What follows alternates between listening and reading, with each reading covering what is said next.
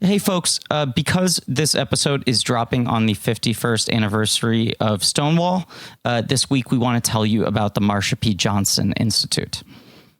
We wouldn't be celebrating Pride without Marsha P. Johnson or the Stonewall riots. The Marsha P. Johnson Institute was founded as a Black trans-led organization that protects and defends the human rights of Black transgender people. They most recently created a national relief fund for Black trans people impacted by COVID. Please visit marshap.org to learn more and donate if you are in a position to do so. You can find links in the episode description and on our social accounts at Blank Check Pod for more information. Thank you and enjoy this very silly episode. Blank Check with Griffin and David. Blank Check with Griffin and David. Don't know what to say or to expect. All you need to know is that the name of the show is Blank Check. Just remember that in every podcast, there is hope. Well, you see, I mean, podcast is spelled P-O-D-C-A-S-T. So if you take the P and you add it to the H and the O and the E and rearrange the letters, or contrariwise, you remove the O and the T and the L, you get hope. So just remember, in every podcast, there is hope. That's the old English spelling of podcast. Yeah, it's just not true. Right. Yeah, it's just fundamentally not true. Yeah, but it's funny. I thought it was funny, I think right? it's funny. I can hear off in the distance people rolling in laughter, knees being slapped, remembers the ribs line. being tickled. Everyone remembers the line. From Mixed Nuts. Mixed nuts. You got to mix them up, baby. These nuts aren't organized. Wait, like what line? What do you mean? What are you talking about? I thought we were talking about nuts, right? What? You thought we were talking about a bag of nuts. Yeah. I thought we were reviewing cashews. Brazil nuts. Why would we do that? Because this is a podcast about I just want to say that filmographies. before we started recording, What? I asked Ben if he'd seen this movie and he said he had a bit. I guess that was the bit. Well, let me listen. And I'm confused. People are still laughing. confused. The This is a laughter no is bits rolling podcast, over. He said, David. I've got a bit. And I was like, okay. That was my reaction to that. And it's my reaction to this. The podcast is not about legumes. It's about filmographies. What are those? Filmographies? No, legumes. The nuts. Adjacent. It's a larger categorization. Oh, okay. Directors who have massive success early on in their careers and are given a series of blank checks, make whatever crazy passion projects they want. Sometimes those checks clear, and sometimes they commit suicide, baby. Sure. Not to Stephen make light Wright. of a thing that this movie makes light of constantly. Yeah. This is a main series. That's Stephen Wright. That is Stephen Wright. Yeah, right. Lot of very interesting people popping up for one scene in this movie. 100%. It's a main series on the films of Norah Ephron. Mm-hmm. We're recording this episode first. This one's a little early because of a specific guest. Our guest who can talk at any point that he wants. I felt I wasn't supposed to. No, you have I really to. wanted you to. You really need to. But let's say this, and I'm not going to introduce you yet, but let's just say this. We're recording this on the last day you're in New York. Yeah, I'm very hungover. I might throw up at any point during this podcast. That's happened I'm on this just You're gonna podcast. busy, man. This was the Just one try day we and, could get you. I'm gonna throw up into the mic. Anyway, not introduced yet. Sorry, I'll go back to No, not it's not your talking. fault, but I You want need you to to talk. I You want need you to to weigh in on this, okay? Because this is the first one we're doing out of order in the Norah Ephron filmography. We always name a mini series after a butchering of one of the film titles. Okay, that person made. David thinks this mini series should be called You've Got Podcast. Hell yeah. I like that too. Me too. That's cute. Now here's my alternate pitch. But you have to say it like, you've got a podcast. Well, this is the thing. You've got podcast. My pitch, I think, only works with the line reading. And it's a slight variation, but this is what I think the main series should It be sucks. titled. What he's about to say, by the way, just to set this up, is offensive and horrible. Ready? wow. I'm ready. I'm scared. Yeah. The thing about shoes is no. Okay, the thing. My mini series title suggestion is You've Podcast. Oh no, I don't like it. It's horrible. It's horrible. It requires And I way gave too that much. thing every chance I could, and I set it up, I thought, really beautifully with a lot of generosity of spirit. Yeah, okay, thank you. Okay, thank you. No, it's called You've Got Podcast. I think guess it's so I funny lose. It's because called it's You've just Got funny to Podcast. think of someone being like, You've Got Podcast. Yeah. Yeah. And One idea was wonderful, and then the other idea was I liked that horrible God and idea. Pod sound kind of similar. Yeah, but when you just break up Pod and Cast and don't put anything in between them, I think it just sort of, it's like a little too cute. I think graphically it would work, but also you can't spell pothole without. It'd be beautiful. Podcast. It would be beautiful to see. It would look graphically. great, right? So make your fan art if you You know, want. some things are too beautiful for this world.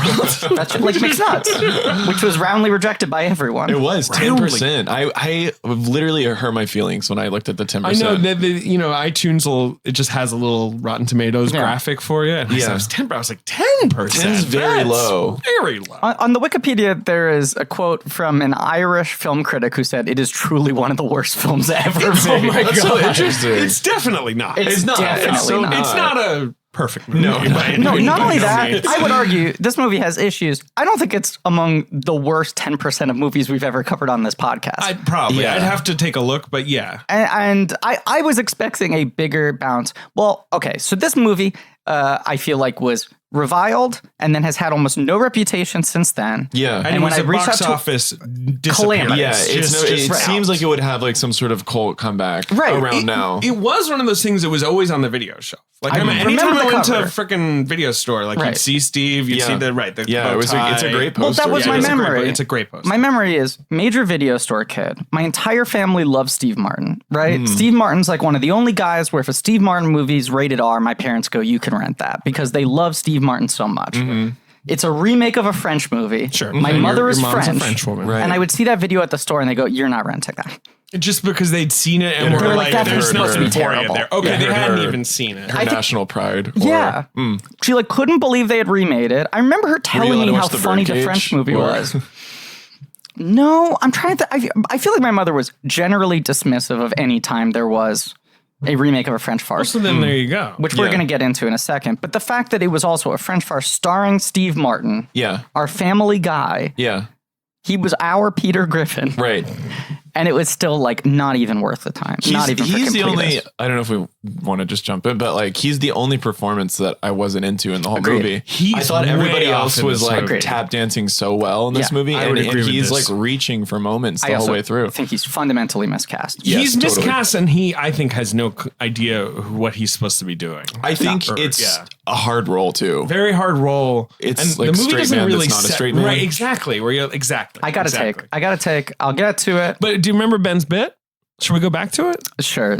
Pistachios were great. It's a whole experiential thing. Well, you You joke. have to crack the nuts open, and then you can lick the shell a little bit, and get some of the salt. I like to do that. Sure. The fucking I end. would probably put them in my top 5. They'd be in my top 5 for sure. The only thing with sure. pistachios is like it's either number 1 or the it's worst my thing number. you've It's ever my eaten in number. the world. It's But my then, number like- one. Yeah. Oh yeah. But But I when you get like a weird burn You get a one, weird one. You're like, you're like, what is this? That is weird- true. Right. But I revile walnuts. Just Walnuts. even saying it, it shakes I like a in my walnut voice. flavor. They're I'm so okay good. with into that. walnuts I'm not either. huge No. on just a raw walnut. No. You Yeah. know, just like They're decorative. They're not for. They're just supposed to be on magazines or something. I don't know what You know I'm my so other. hungover. I Here's don't my know other what I'm gripe with it's walnuts. supposed to be like saying. And everyone follow me. like like a law firm. Like a bowl of Nutcrackers walnuts. are Right, a exactly. waste That's what I'm saying. of space. Oh, you see, we used to have a nutcracker with a bunch of nuts in our like living room, and it was just sort of a good way to occupy yourself. Like that was the only thing I liked about Wait, it. Ben, I'm sorry. Nervous- Your nervous argument. nut family. Your argument for nutcrackers being a waste of space. Are you saying like we should just use a hammer? Your bare hand? No, What's your we take? shouldn't be eating those nuts. He's like, if the shell's too hard, why even bother? exactly, agree. and it's not even that good. Sure. I'll say this about walnuts. I don't know if the three of you have the same perception. I feel like very often I'm at a restaurant and like especially they'll be running down the special, sometimes off menu item, and they're describing a thing that sounds so good, and then the last second they throw walnuts into the Yeah, description, right. and it kills my buzz. Interesting. right. I don't mind them in food. I'll take it. I'll tolerate But it. you're just not into But it. I'm always like, ooh, perfect. They're like in Yeah. a reduction with a this Walnuts. sauce, and then they throw in sliced walnuts or roasted walnuts Yeah. or whatever. You see here, Don't put fruit and don't put nuts in my salad. Yeah. Oh, I love a fruit. I love both those things. don't like either. Love those I can't. things. I either. I mean, I'm fine with it, but I don't love dried fruit in a salad. Yeah, I don't know how you same. feel about Like that. a Like I dried don't need mango. like What's up? raisins. Yeah, or yeah, I whatever. agree. But like apples in a salad, Love. so good. Love like an apple, like feta, goat cheese, Almonds, like maybe? almonds. Yeah, yeah. Gets yeah. me. I like a the pistachio almonds. and pistachios. Can we just point out? I don't know if you folks watched all the way to the very end of this movie, but there are two end 9 credit endings. songs. that- The 9 endings. The second and final end credit song in this movie is an original ditty. I did not recognize the name of the man who wrote it, but is performed by Dr. John. Nolan's Yeah, of course. legend, Dr. John. Yeah. And it is a song called Mixed Nuts, in which the chorus is mostly him listing nuts. He's like, give me some almonds and some You think they were cashews. just like, the movie's called Mixed Nuts. He's like, I got it. And they're like, well, let us give you the plot. And he's like, I'm hanging up, guys. It's so literal. But it feels like a song from Sesame Street where they're like, I don't know, we need a segment where we teach these kids. spell the Wait, gooms. so that song is from the soundtrack of this movie? Yes. I've just loved it independently for years. I had no idea. Our Man. guest today, Yes, sorry. probably I would say up until this point, the #1 Mixed Nuts fan I worldwide. think that's probably true. This is your first time revisiting. I'm curious to Yeah, hear yeah. how it's aged for you. Yeah. But in the way that we saw it, David and I as perennials at the video store and went, and never ever considered it. Mm-hmm. When I reached out to you, I said, we'd love to have you on your show. I gave you a list of a bunch of movies we hadn't booked yet. And you went, weirdly, Mixed Nuts is a movie I watched a lot as a child. I was upset. It was my favorite movie.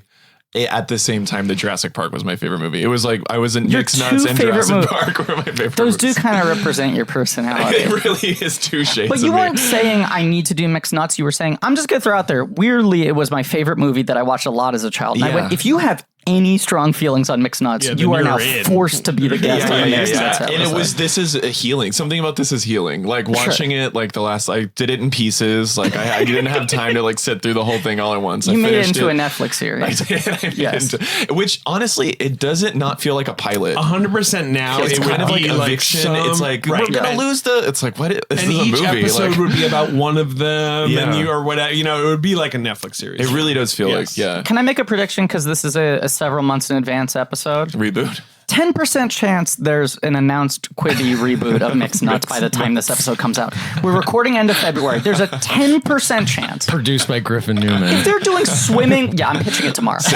Literally same cast. Yeah, but Let's see. they're doing like a fucking swimming with sharks reboot Hey man, and a How to Lose a Guy in 10 Days love reboot. that IP. The amount of weird things that are getting rebooted Anything and everything, for yeah. Quibi, Yeah. I'm like, Mixed Nuts could get rebooted. It could. Yeah, it could. mix it up. And it might work. And I mean, look, nuts are kind of quick bites. The original quick bites. That's very you grab true. a handful of nuts. That's true. Are kids watching Quibi? Still hasn't launched. By the time this episode comes out, it will have either supplanted all other media Right. or Yeah. shut down. I think that's what's going to happen. That's what I'm voting for. Supplanting. Yeah. It's going to be the only thing. It's going to be the only thing. Look, maybe I by hope the so. time this episode comes out, we will be a Quibi original. Oh, that would be Quibi audio, fun. and you'll be listening to this episode in 27 installments. and you can tilt us. Yeah. It's Yeah. fine. Yeah, it's we so can be fun. upright. We can lie down. It's all Yeah. good. People are Oh, that's constantly interesting. complaining Yeah, about the lack of I like tiltability on this show. Absolutely. What do you think anyone is going to should be never be watching executive. Quibi in a car crash and it's going to like tilt? Our guest today just killed a joke that you two morons It's okay, didn't it's even okay. hear. You're gonna, when you really listen laugh. to this episode when it comes out, Months from now, you're gonna laugh die. so I fucking hard. love it. It was a great joke. He is the creator, co-creator, co-showrunner of Search Party. That Griffin Newman stars in. The number one in the call started. sheet. Yeah. Number one. I And do it's appreciate original. Now it's being rebooted, but it was back in the day. You were in the original cast of Search Party. Sure. I do appreciate that 3 seasons later, after my 2-episode guest spot, you still have me at the top of the call sheet. It means a lot to Yeah, me. yeah. You do every have, day. they call you every single day, do, which is yeah, a little yeah. annoying. They call me every day and go, they're not going to use you today. Yeah. Yeah. Stay home. Yeah, but you're on hold. Yeah, just keep your. Oh my god. Outside dates. I've had outside dates for 4 years now on Search Party. Ladies and gentlemen, Charles Rogers here. Hi. Now, talking about things banked up far in advance, we're recording this the day after the Rap Party for Search Party season 4. Yeah. Season 3 has not come out Not yet. yet. Yeah, that's crazy. It is banked up crazy. 2 seasons. Life is crazy. Does that feel incredible or terrible to have Both. 2 in the can? Okay. Both. No, it feels good to have 2 in the can. Yeah. It feels weird to have made a 4th season when no one saw the 3rd and not know what people wanted Sure, or liked. sure. And we've been joking that it just feels like an office job that we're just like it's like somebody is just like paying for us. Like we're like a rich kid that's like parents are just like, do your thing. And like no one sees it. I can't wait for season 3, 4. 4. Yes, of course. Right. Exactly. Kids, we're giving you a 2-season pickup. Not that you have to say them yet, but have they given you dates for each season? Because I know you had like shot 3 and they were like, we're still figuring it out. And then it became good news, bad news. Right. It got put on hold because of HBO Max. Right. And so they were like, we're going to release the 3rd season on HBO Max. So So you're just waiting for we've HBO. just Season been 3 waiting, got and it pushed will back. be almost 3 years in between. That's crazy. The 2nd and 3rd season. Right, that was the It's thing. insane. Season 3 release got It's like pushed Game back of because of Thrones is the HBO only Max. other show that does that. Right, And but Curb Your Enthusiasm. The benefit Search Party. is you get the 4th season. Yeah. That's good. And I wish I could really talk about it because it was so fun. I just had so much fun shooting the 4th season. It was really nice. Awesome. It usually stresses me the fuck out, but this one was nice. You know, you say that, but I will say you and Sarah Violet, friend of the show, past guest, past and future guest, have run for Tilden, which I was in, and the 2 episodes of Search Party I was in. You 2 come across as the calmest directors I've ever worked with without That's nice. seeming arrogant. Yeah, that's nice. The only people I know who are calmer are clearly not giving a shit. Yeah, that's probably true. Yeah. Well, I'm getting better at. I really like playing. This is not about me, this podcast, but I really like playing with people, and I really like having fun and like being lovey to everybody. And I haven't really. It's not until the last 2 seasons I was able to really like look around and be like, this crew. I want to play with the crew. The first 2 seasons I was so scared. Let's and like tunnel vision. Let's say it. You're a prankster. I'm a prankster. You're a real big prankster. An original prankster? I'm an Would you OP. say? Yeah, I'm a practical joker. But I mean, my point is, I mean, as a compliment, I can't even imagine what you're like on set now that you're calm and jokey. But For Tilden was a crazy movie to make for almost no money and no time. Yeah, it was really hard. it was traumatizing. Right. And Search Party was your like first time doing like a big thing like that. And so I've worked with you in like the 2 situations where you presumably should have been the most stressed out. Yeah. And you and Sarah Violet still came off better than almost I've worked with. which is why I'm going to die like in a couple weeks probably. Because you're suppressing it all. Yeah.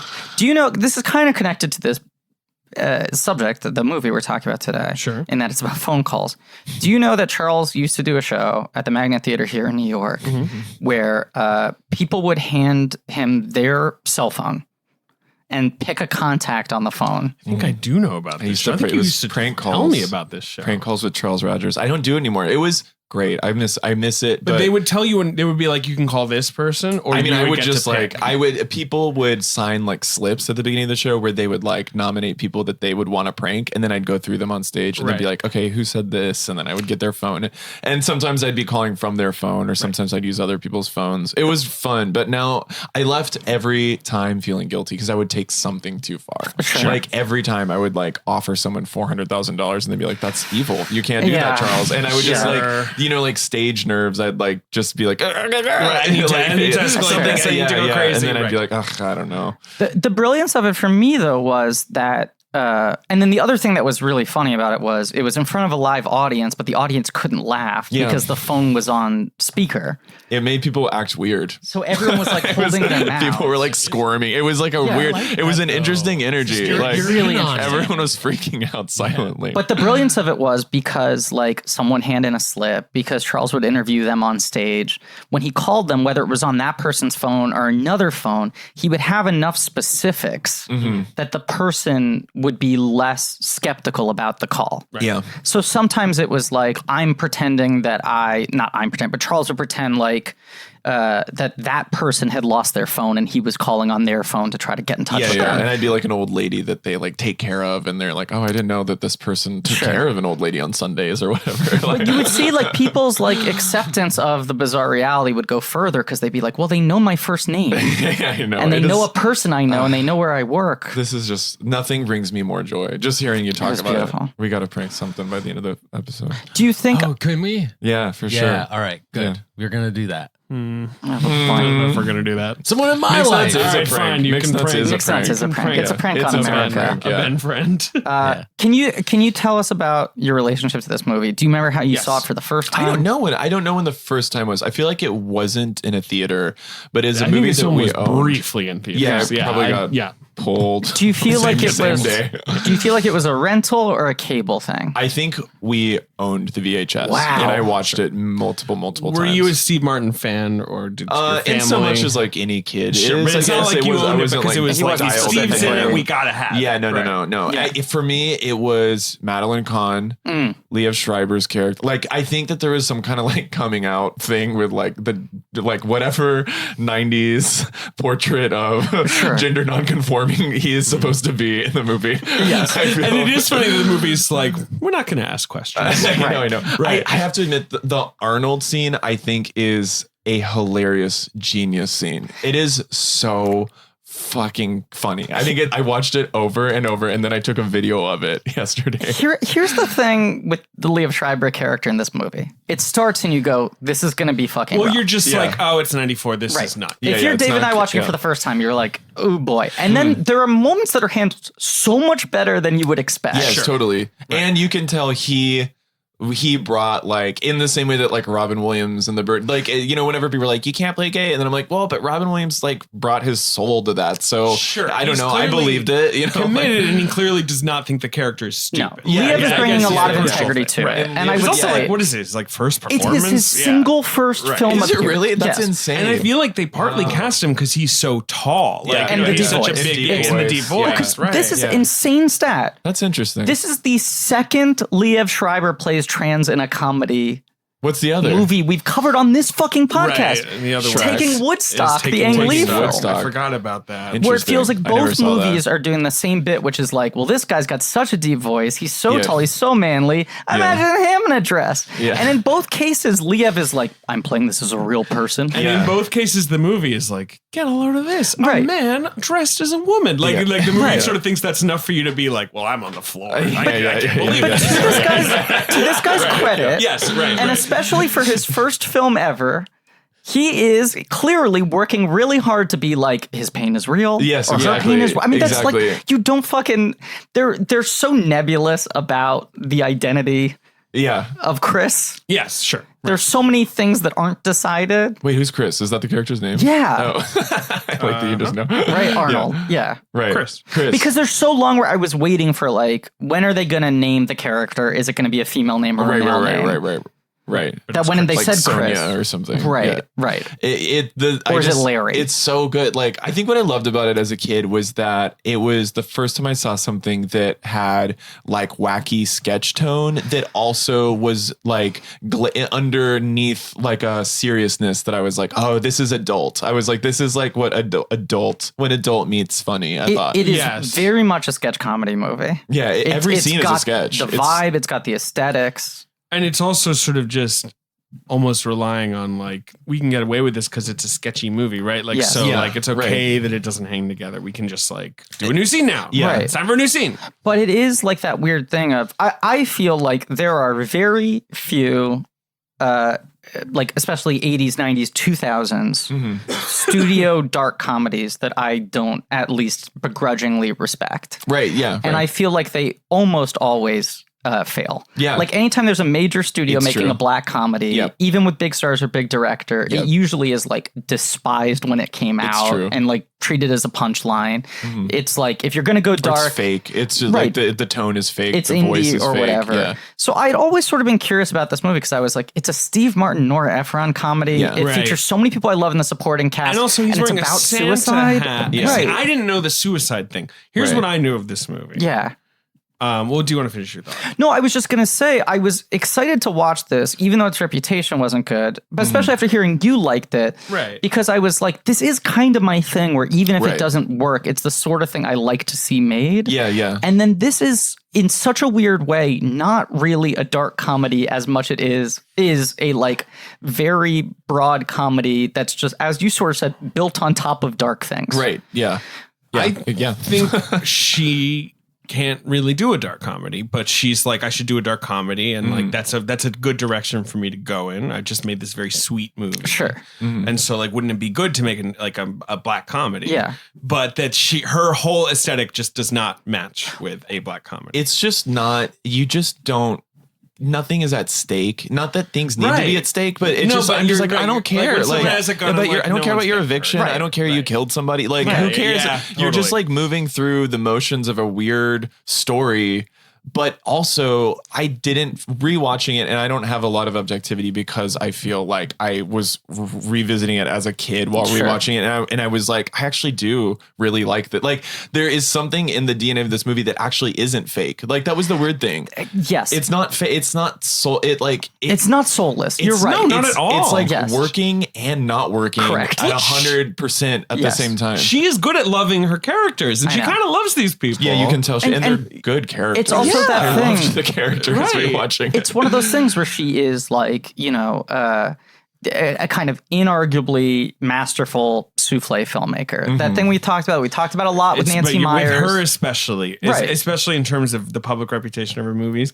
Forgetting This Is My Life, which I feel like is sort of just in the middle. Sure. Everything is either a huge hit or a total Well, disaster. now this is a narrative thread I want to set up for Yeah, this yeah, miniseries, yeah. okay? You saying that you just feel like she doesn't have it in her to go this dark. Yeah. The thing that I find so fascinating about Norah Ephron, and this is unusual and really the first time we've covered a filmmaker like this, is she has a whole fucking career before she becomes a director. She can write a dark movie. That's the thing. She can't direct a dark movie. That's what's interesting about her is like Heartburn or Silkwood or whatever. Yes, but in the hands of her other career directors. is like, usually Mike Nichols. she's a writer, she's a humorist, right? She's writing fiction, she's writing journalism, she's writing short stories, she's writing personal essays. She's widely known as sort of like, not David Sedaris, but that sort of level of she is beloved, Manhattan right. humor in the 80s. Right.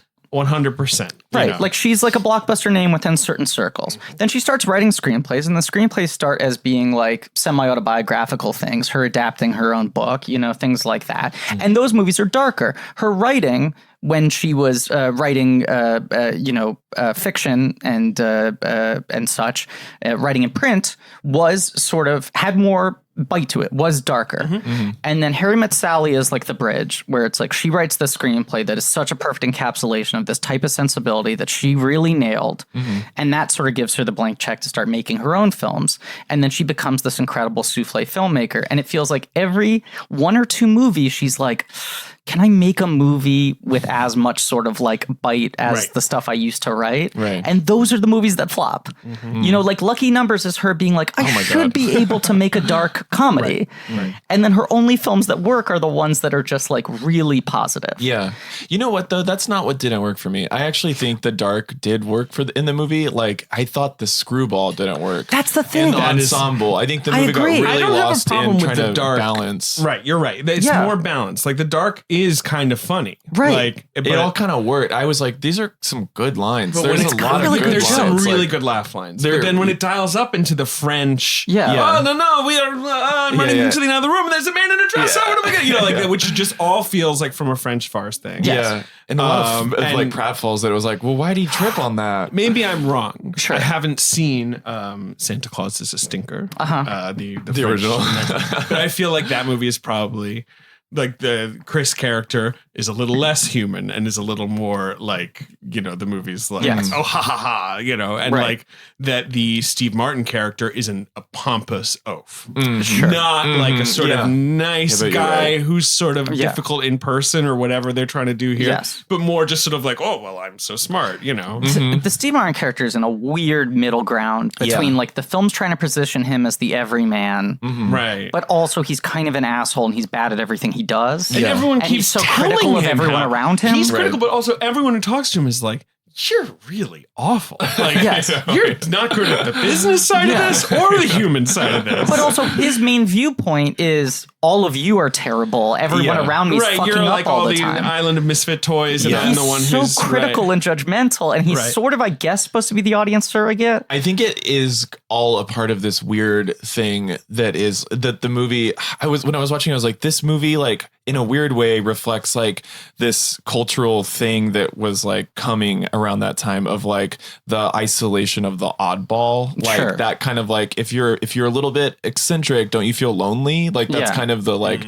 pain of the movie, and I feel the like MTV that's like generation, kind of thing. And like that kind of, and then like I feel like it like that became like Twee, or like it ushered in like Amelie and Ghost World and these movies that like, and I was like, is this the beginning of like that stuff? Especially because of the California setting where it's like it's Christmas, but it's hot outside, everything's weird, right.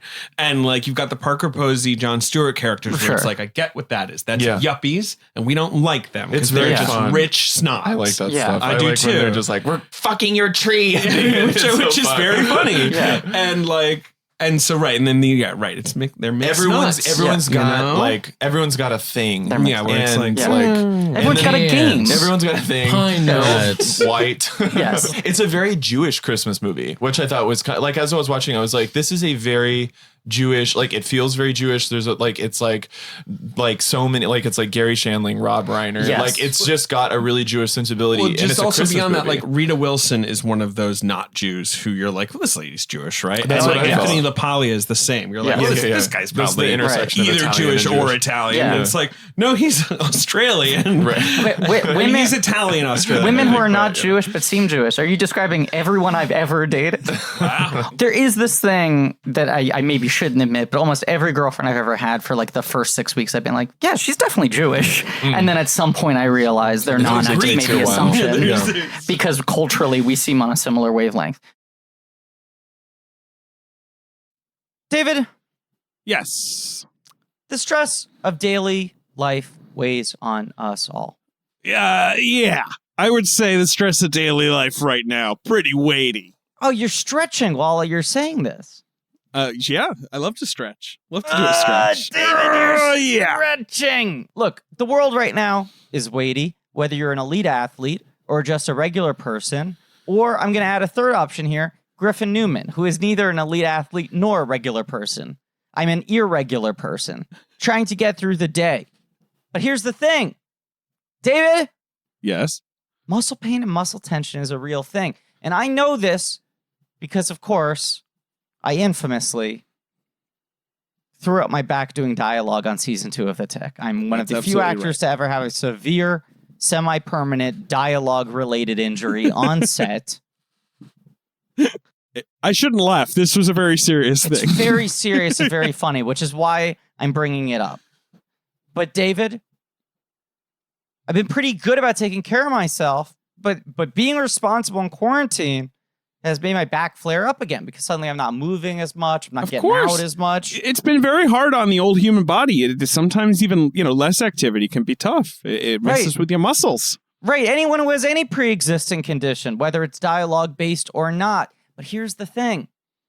Christmas came early for old sore muscles Griffey Nooms over here. Got a little package the other day. It's called a Theragun. I'm going to say, this is a pretty big package. This is a hefty package. I like this thing. Hey, don't get dirty here. Look, David, I'm going to word this very specifically, okay?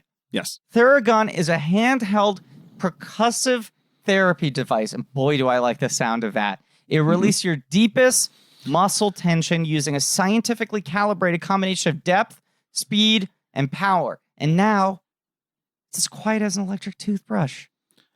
Yeah, the all-new Gen 4 Theragun has a proprietary brushless motor that's so quiet you will wonder if it is on while you soothe your aching muscles with its signature power, amplitude, and effectiveness. Griffin, this gun thing is super cool. You put it on your old shoulders or your back or whatever, you turn it on, and it gives you like a deep tissue massage.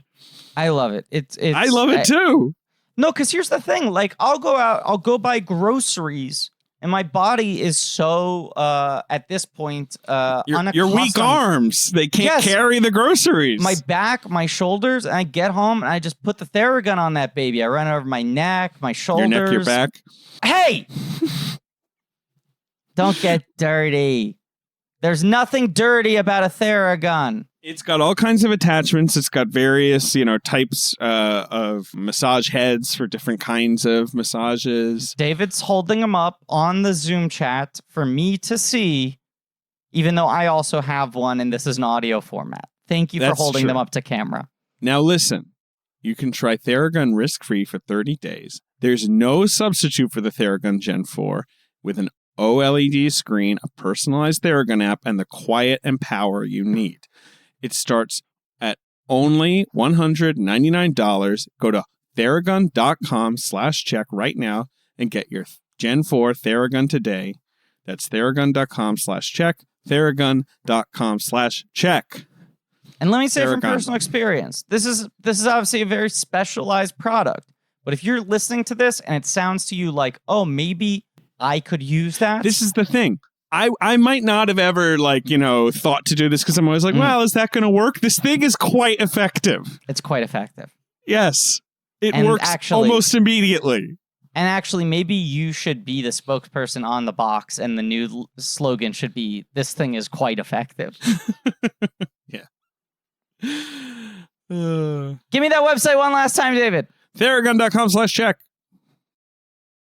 You called it, David, which is she can go to this zone as a writer, but she can't go there as a director. Mm-hmm. Her instincts are sort of in this, I want things to be tight and I want them to be sort of frothy and fun and manic in a way that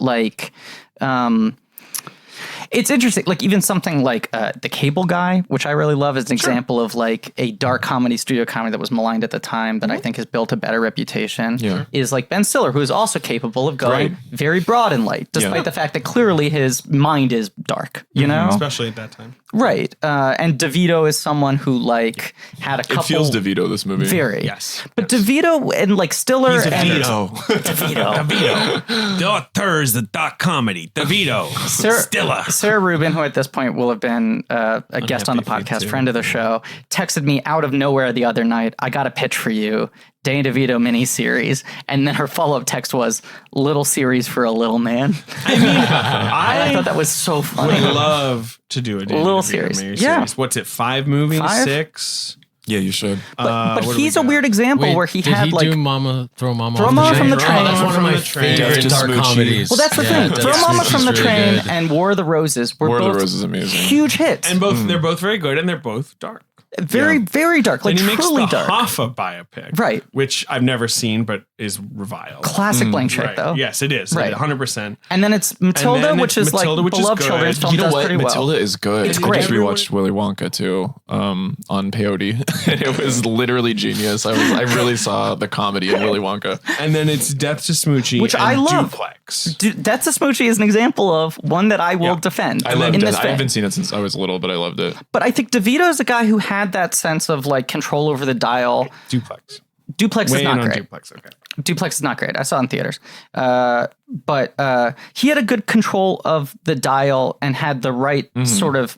He was really good at finding the visual sensibility, the visual look of a dark comedy to make it still look like a comedy, but be foreboding enough. Right. He had really strong use of shadows and extreme angles and things like that. Especially War of the Roses. It's so well directed. Yeah. And then what's weird about this film is this movie looks fluffier than Sleepless in Seattle. Yes. This movie is so brightly lit. Yeah. So kind of sitcom living room set. Yeah, it is. It looks like a multicam. It's crazy. Yeah, right. that even if you leaned on the set, it would just right. That even if as a writer she wants to go there, and the dark jokes are actually dark. It's in terms the of Stephen Wright joke is one of those jokes where you're is there going to be another beat that makes this less dark? And then they're nope. And then they even pause to be that was for real. Yeah. And then they're anyway, and you're okay, Jesus. You're her script is dark. she's directing the performances to be significantly less dark than the script, and then visually the film is even brighter than the performances. It is a little bit of a mess, and it's also the beats of like physical comedy and like punchlines are so overpronounced. You just want to get out. There's moments in Golden Girls that are like that where they'll just like hold on B. Arthur for like 4 seconds, and you're like, you got to get out of that shot. Like you're ruining this moment right now. Well, that's like the stuff that really sticks out with the Chris character is that like Liev Schreiber is trying his hardest to make like the pain of this character very real and honest and earned.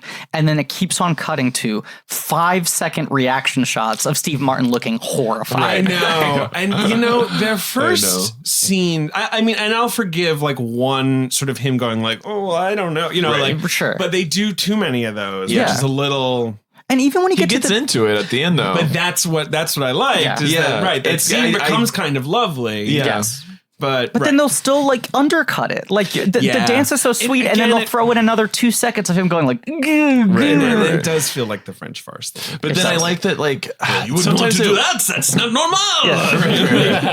There are weird choices that did work for me too, though. Like, and then and later, like Liev Schreiber's still dancing, like in the background. I was like, that's funny. Like he's just still dancing. Like, there's little moments that like don't work at all, and then the next thing I'm like, that's kind of brilliant that you did that. The Sandler Schreiber thing is kind of like fascinating. It is, and I was expecting, because I remembered it as a kid, and I was expecting it not to work, and I was like, I kind of like it. I kind of do. Sandler's fine. He's good. It's weird how much he's doing full Sandler. That's the thing. I think that was like his first too, right? Like, and I think that's what's going on there, where they're like, no one's ever seen you do this in a movie, so just do your thing. Yeah, right. And he's like, great, I'll do my thing. It is weird though that like after this, he's like, I have to be half normal person, half Sandler character, but and this one it's only Sandler sketch like Weekend Update character. He's like full mentally ill. Like there's something that's like it's never addressed. No. It's just like this poor person that's like no one's taking care of him. Right. Like you can tell they want him to be like a simple guy. It's like but he pushes it into like is he Rain Man? Right. Here's their types. It's like Steve Martin, he's a little pompous. Like Rita Wilson, she's a little like sad. She's a little bit of a sad sack, right? Madeline Kahn, she's kind of mean. Yeah. Juliette Lewis, she's got an attitude. Anthony LaPaglia, he's homicidal. Like Adam Sandler, he's a child. He's like a child in a grown body. And it sort of escalates weirdly, and that's also a problem that I have. Is the like Steve Martin's like, "Jeez, look at us, a bunch of mixed nuts," and I'm like, I guess so. I know. You just seem a little annoyed. Can I read an insane thing? I was watching this on Amazon, a company that's done a lot of terrible things, where they have the X-ray so you can see the trivia facts pop up while the movie's playing, right? Yes. This is clearly a user-submitted trivia fact that barely tracks, and I want to assume that this is someone's own analysis of the movie that they presented as empirical fact, okay? All of the characters reflect Christmas icons. Felix, Anthony LaPaglia, is Santa Claus. Sure. Well, in the sense that he wears a Santa. But he doesn't act like Santa Claus, okay? He's like Santa. Okay. We're about to really run out of Christmas icons. Well, get ready. Get ready for what they do here. Okay, Gracie, Juliette Lewis, the Virgin Mary. Well, yes, of course, she's dressed like her. She has the baby. The end is a manger. Whatever. Philip, Steve Martin, is an elf. Is he? I guess. In any way? I don't know. Explain to me how that... Okay. Catherine Rita Wilson is an angel. I guess she's the nicest person in the movie. But also, I just want to bring up, Santa wasn't present for the birth of Christ. Well, you can't just mix the Virgin Mary and Santa. Get ready for how versatile they are with the title Christmas icon. Okay. Fine. All right, okay. The Easter Bunny. Mrs. Mushnick, Madeline Kahn, is the Grinch. Mr. Lobel, Robert Klein, is Scrooge. Okay. Louis, Adam Sandler, is the little drummer boy. Chris Liev Schreiber is Rudolph. Why? I don't disagree. Sure, you're like, I think I agree with this first sentence. Because Chris gets hit in the nose with a door and the nose becomes red. Wow. A lot of people get concussions in this movie. Not to take away from. And ready, this one's really subtle. Is it Gary Shandling? Gary Shandling is the Christmas tree. What? Well, they do tie him to one. Right. So this trivia entry presupposes that these 7 icons of Christmas. I just love the this thing where Avengers it's of like, Christmas. we are all know the Virgin Mary, Christmas icon. I'm like, what about Jesus? No.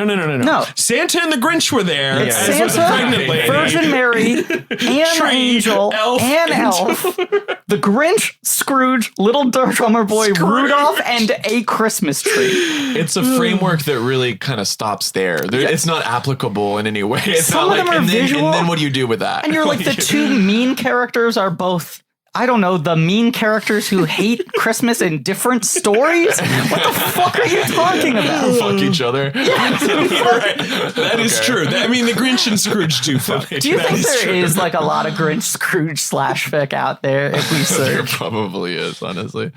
They just hate fuck each other on Christmas Eve. Good. I wonder if there's any mixed nuts porn out there. The weird thing is, This ain't mixed nuts and XXX parody. I don't want to search for it. I'm sorry. yeah, mix XX. I mean, there's a lot. Anyway, Yeah.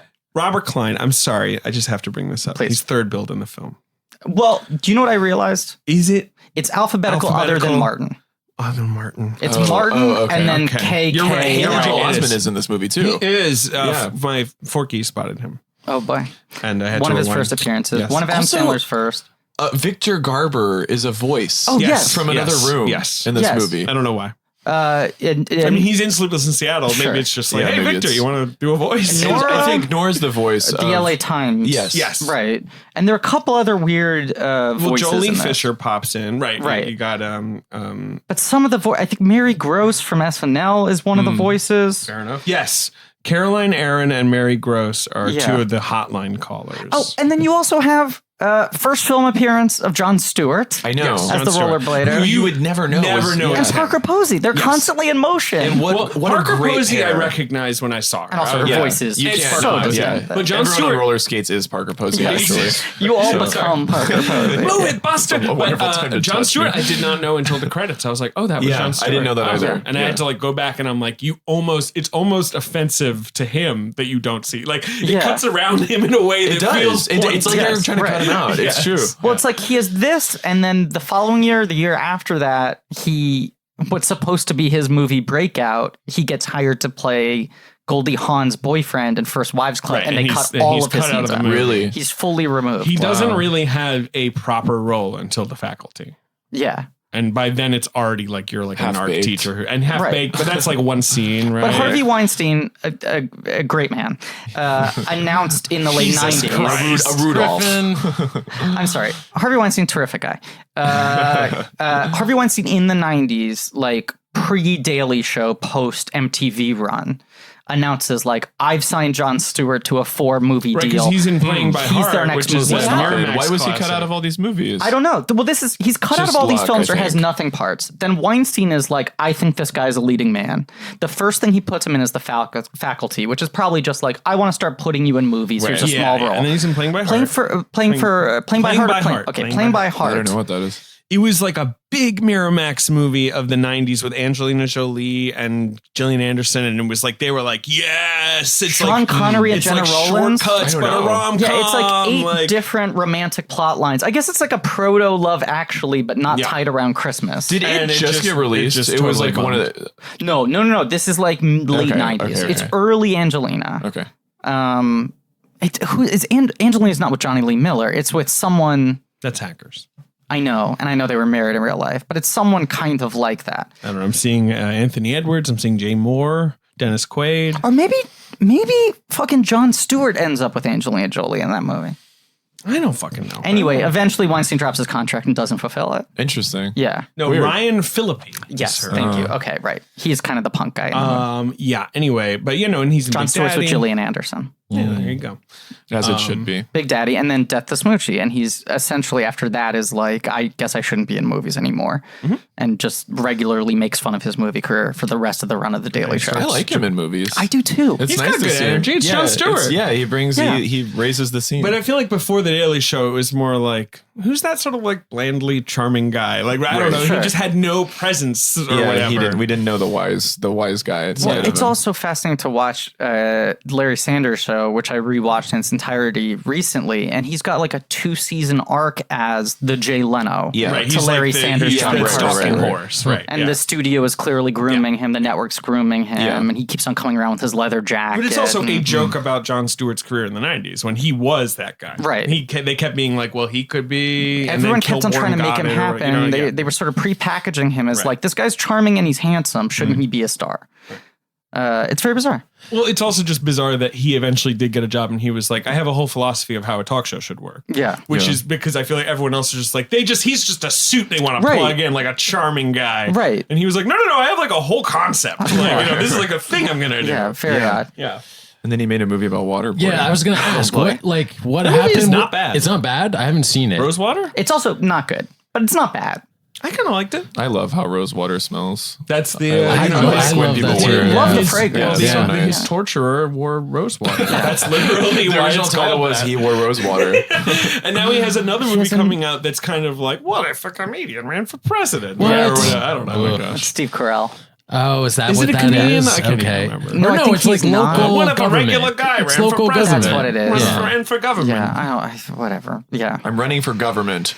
I decided to run for government. I think the title of the movie is Running for Government. Running for government.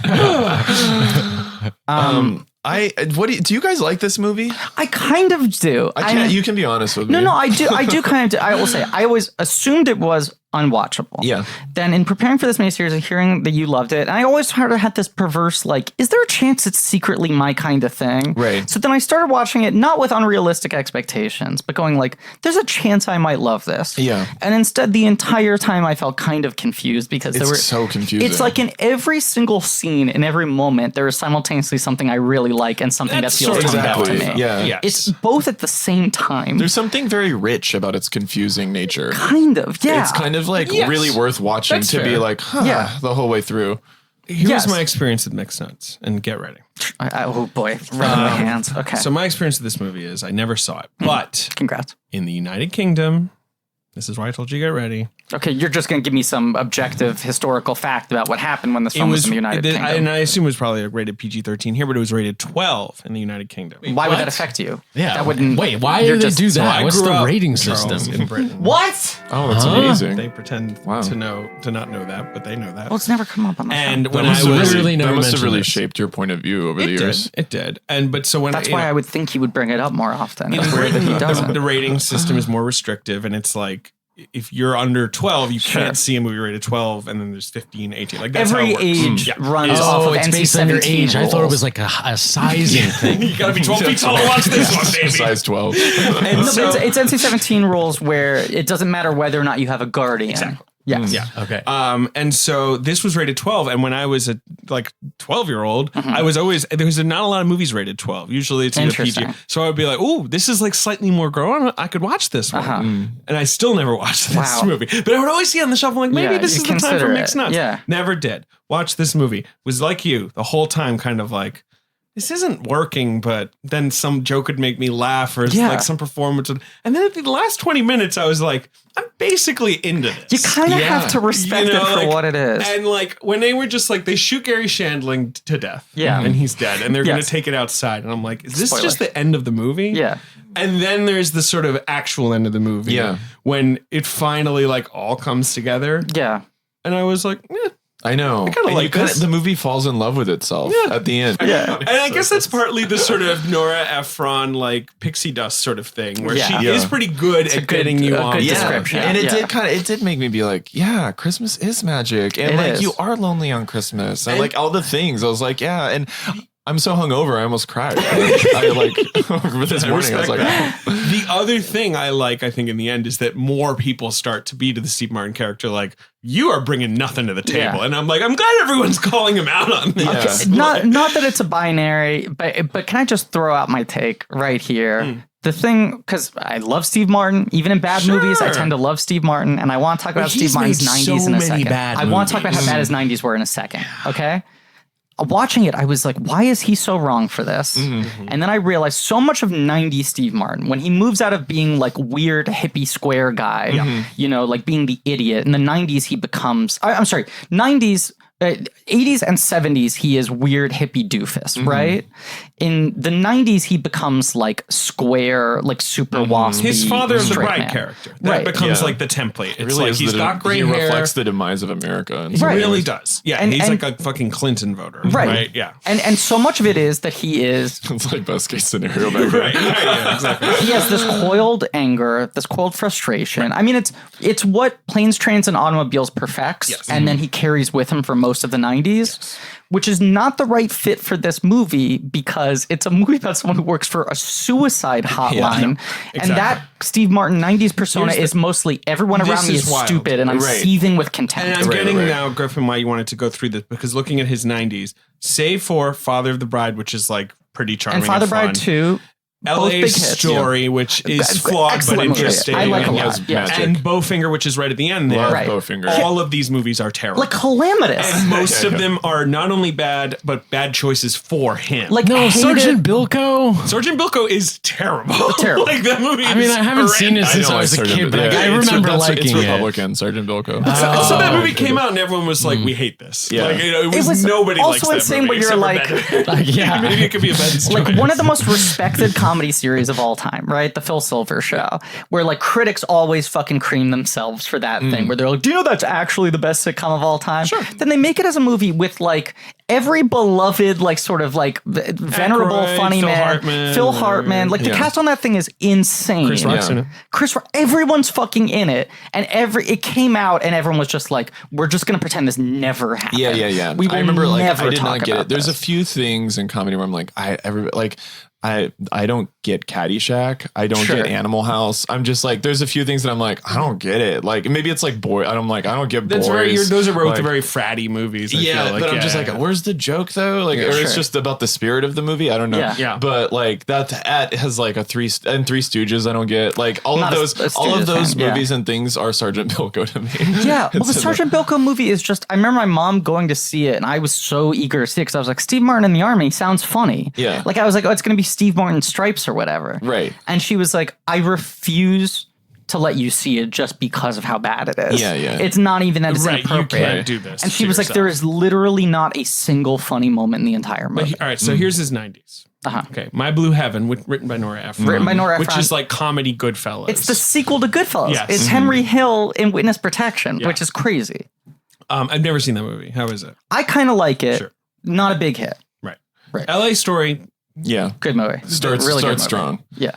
Father of the Bride. This is the same year. And also he's in Grand Canyon, which is like 1991 Crash, the Lawrence Kasdan movie. Right. Then we got House Sitter, which I saw That's on Goldie TV. Hawn. Gentleman Six, Frank Oz, a perfectly functional cable movie. Then we got Leap of Faith, which I've never seen. I've seen Leap of Faith. I liked it. I when kinda was like it. little. It's probably like a mixed nuts. Like what when you watch it? It's better than Mixed Nuts, I would say. And they did a Broadway musical of it that was pretty well regarded, but was unsuccessful because who wants to see a fucking Leap of Faith musical? Yeah, of course. But it was such a big bomb that there's like an infamous SNL clip where David Spade's doing Hollywood Minute on Weekend Update, and they show the poster for Leap of Faith, and they go, "Look, kids, a falling star." Oh, sure. And then Steve Martin walks in behind him and rags on David Spade for like 5 minutes. Sure. Okay, that's funny.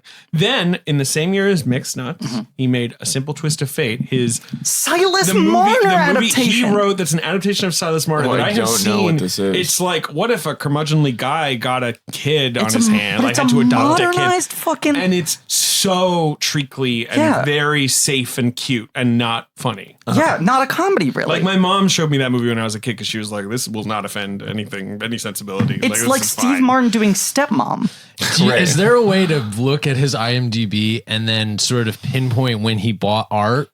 Where he's just like, you know what? All of the 90s is him buying art. It's just like, that's okay. He would talk about it. He'd be like, I'll do the movies that pay me the most money because I like buying art. It costs a lot. Funny. Then Father of the Bride Part 2, which is better than Father of the Bride. It is. Is it a good movie? Who knows? I've seen it more. There's something like evil about those movies. There's Father of the something Bride, especially in that one, because he's like, my life is fucking miserable. I own a factory. Everyone around me is so gorgeous. I have to sell my giant house. Yeah. What the hell is going on? And we're all all like, oh, Steve, I'm right there with you. This sucks. Right. That movie and Jumanji were movies where you could just own like tennis shoe factories in like in towns, and you were like normal.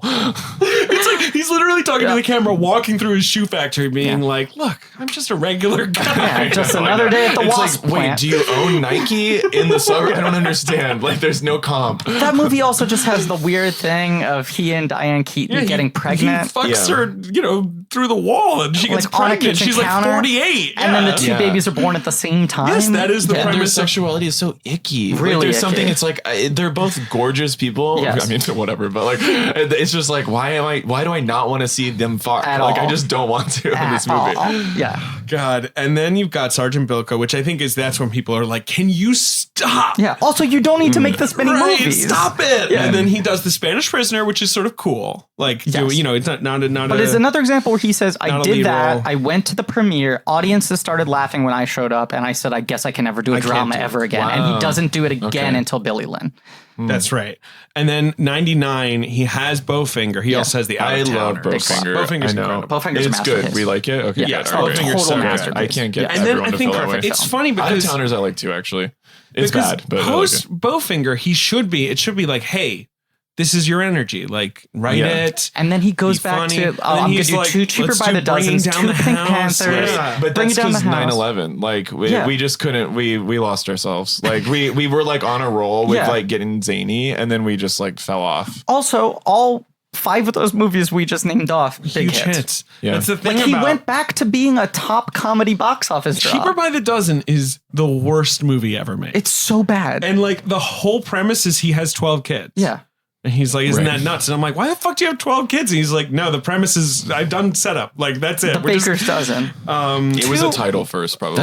It's a remake. It is Oh, what? guys. It's It a is a remake lot of of a kids. classic. It's a lot of kids. It's there was a is. 40s When I version was, of it. I when think I was a 50s version. kid, when Yeah. I was that age, me and my best friend Ollie, I guess I was like 16, we wrote a parody script called Cheaper by the Cousin. I can't believe I've never talked about this on air, about how he now he has 4,000 cousins. That's a lot of cousins! And the whole premise is like, Good they're idea. just like destroying everything around them. I read like 30 pages. They're like 30 gremlins. pages of Cheaper The by the extended Cousin. family Right. are like the gremlins Right. taking over the town and I should tearing dig that buildings up. I'm sure brick I by have it brick. Cousins somewhere. is a good idea. Just Really like, good. as a concept, we need to dig into more Too many cousins. Yeah, but that, right, you're like his only passion project in the Is 2000s is Shop Shop Girl. Girl. Yeah. Right. And And then- that's when the tortoiseshell glasses came out. That's yeah. like when, But also, that's right, when- Shop Girl he's like, it's just weird for me to fuck a younger woman. And we're Right. all like, yeah, it is weird. Don't And do he's that. like, by the way, have you met my wife? And Right. everyone's like, oh, that's Shop Girl. Novocaine too. That was like that. Novocaine. That was Novocaine like is that a era. forgotten film. Very forgotten. I've never seen that. Is it good? It didn't work for me when I was like 15. Yeah, same here. I didn't get it. And I was so on board with it. I know on it paper. felt like it should be what I wanted, but Yeah. He needs to figure it out. He is not. I mean, like, I don't know. He's just it's getting all the complicated. It's like- Kennedy centers. I think Yeah, he's good. he You know, just He does loves his doing the thing. touring show. yeah, Yeah, right. I mean, he's I'm sure essentially that's doing fun. stand up for the first time in like 40 Yeah. years. That special he did with Martin Short. was yeah, really that's good. the thing. They're Really, still really touring good. that. They're I wish- doing that. I like, didn't like to realize. see Oh, that. okay. Such a hottie. He's like, one of the I most just wanna handsome fuck stand-ups this to ever ill exist. person in the, Yeah. in the jerk. It's Yeah. also one of those weird things where, like, if you see him when he was like a writer on the Smothers Brothers, when he did the dating game, it's the last window of when he had dark hair. Yeah. And he was really hot with dark hair and a beard. Yeah. Then he started going Salt and Pepper, and you're like, really handsome, distinguished. Yeah. Then he went Especially with his like Doc Brown hair. Yeah. It was all like messed up in the 70s. It was right. good. And then he goes like full white, tight cut, owns the Wasp thing, and you're Yeah. like, that's kind of how we all want to age. Yeah, right. And then in the last like 15 years, he started like doing too much work. Yeah, yeah, but he's also got like a David Letterman thing going on where it's like you're dressing cute. It's just you shouldn't keep filling your face up. Like Yeah. just let men age well. His so just style's do still that. good, Just right. do it. Men Yeah. age well. Yeah. I mean, Letterman figured it out where he's like, you're Letterman is the dream. Yes. that's Oh, exactly what you Letterman's want. killing it. Yeah, right. Oh my God. Visually, couldn't be better. that's what you want. yeah. I will never that anecdote he has about trying to buy shoelaces. Do you know what I'm talking No. about? I'm gonna find it. It's like post retirement, where he talks about how like he literally had forgotten how to live his life because he was a host of a late night show and everything was for him. So he was like, I needed a pair of shoelaces. Where do you get shoelaces? And someone was like, go to Designer Shoe Warehouse.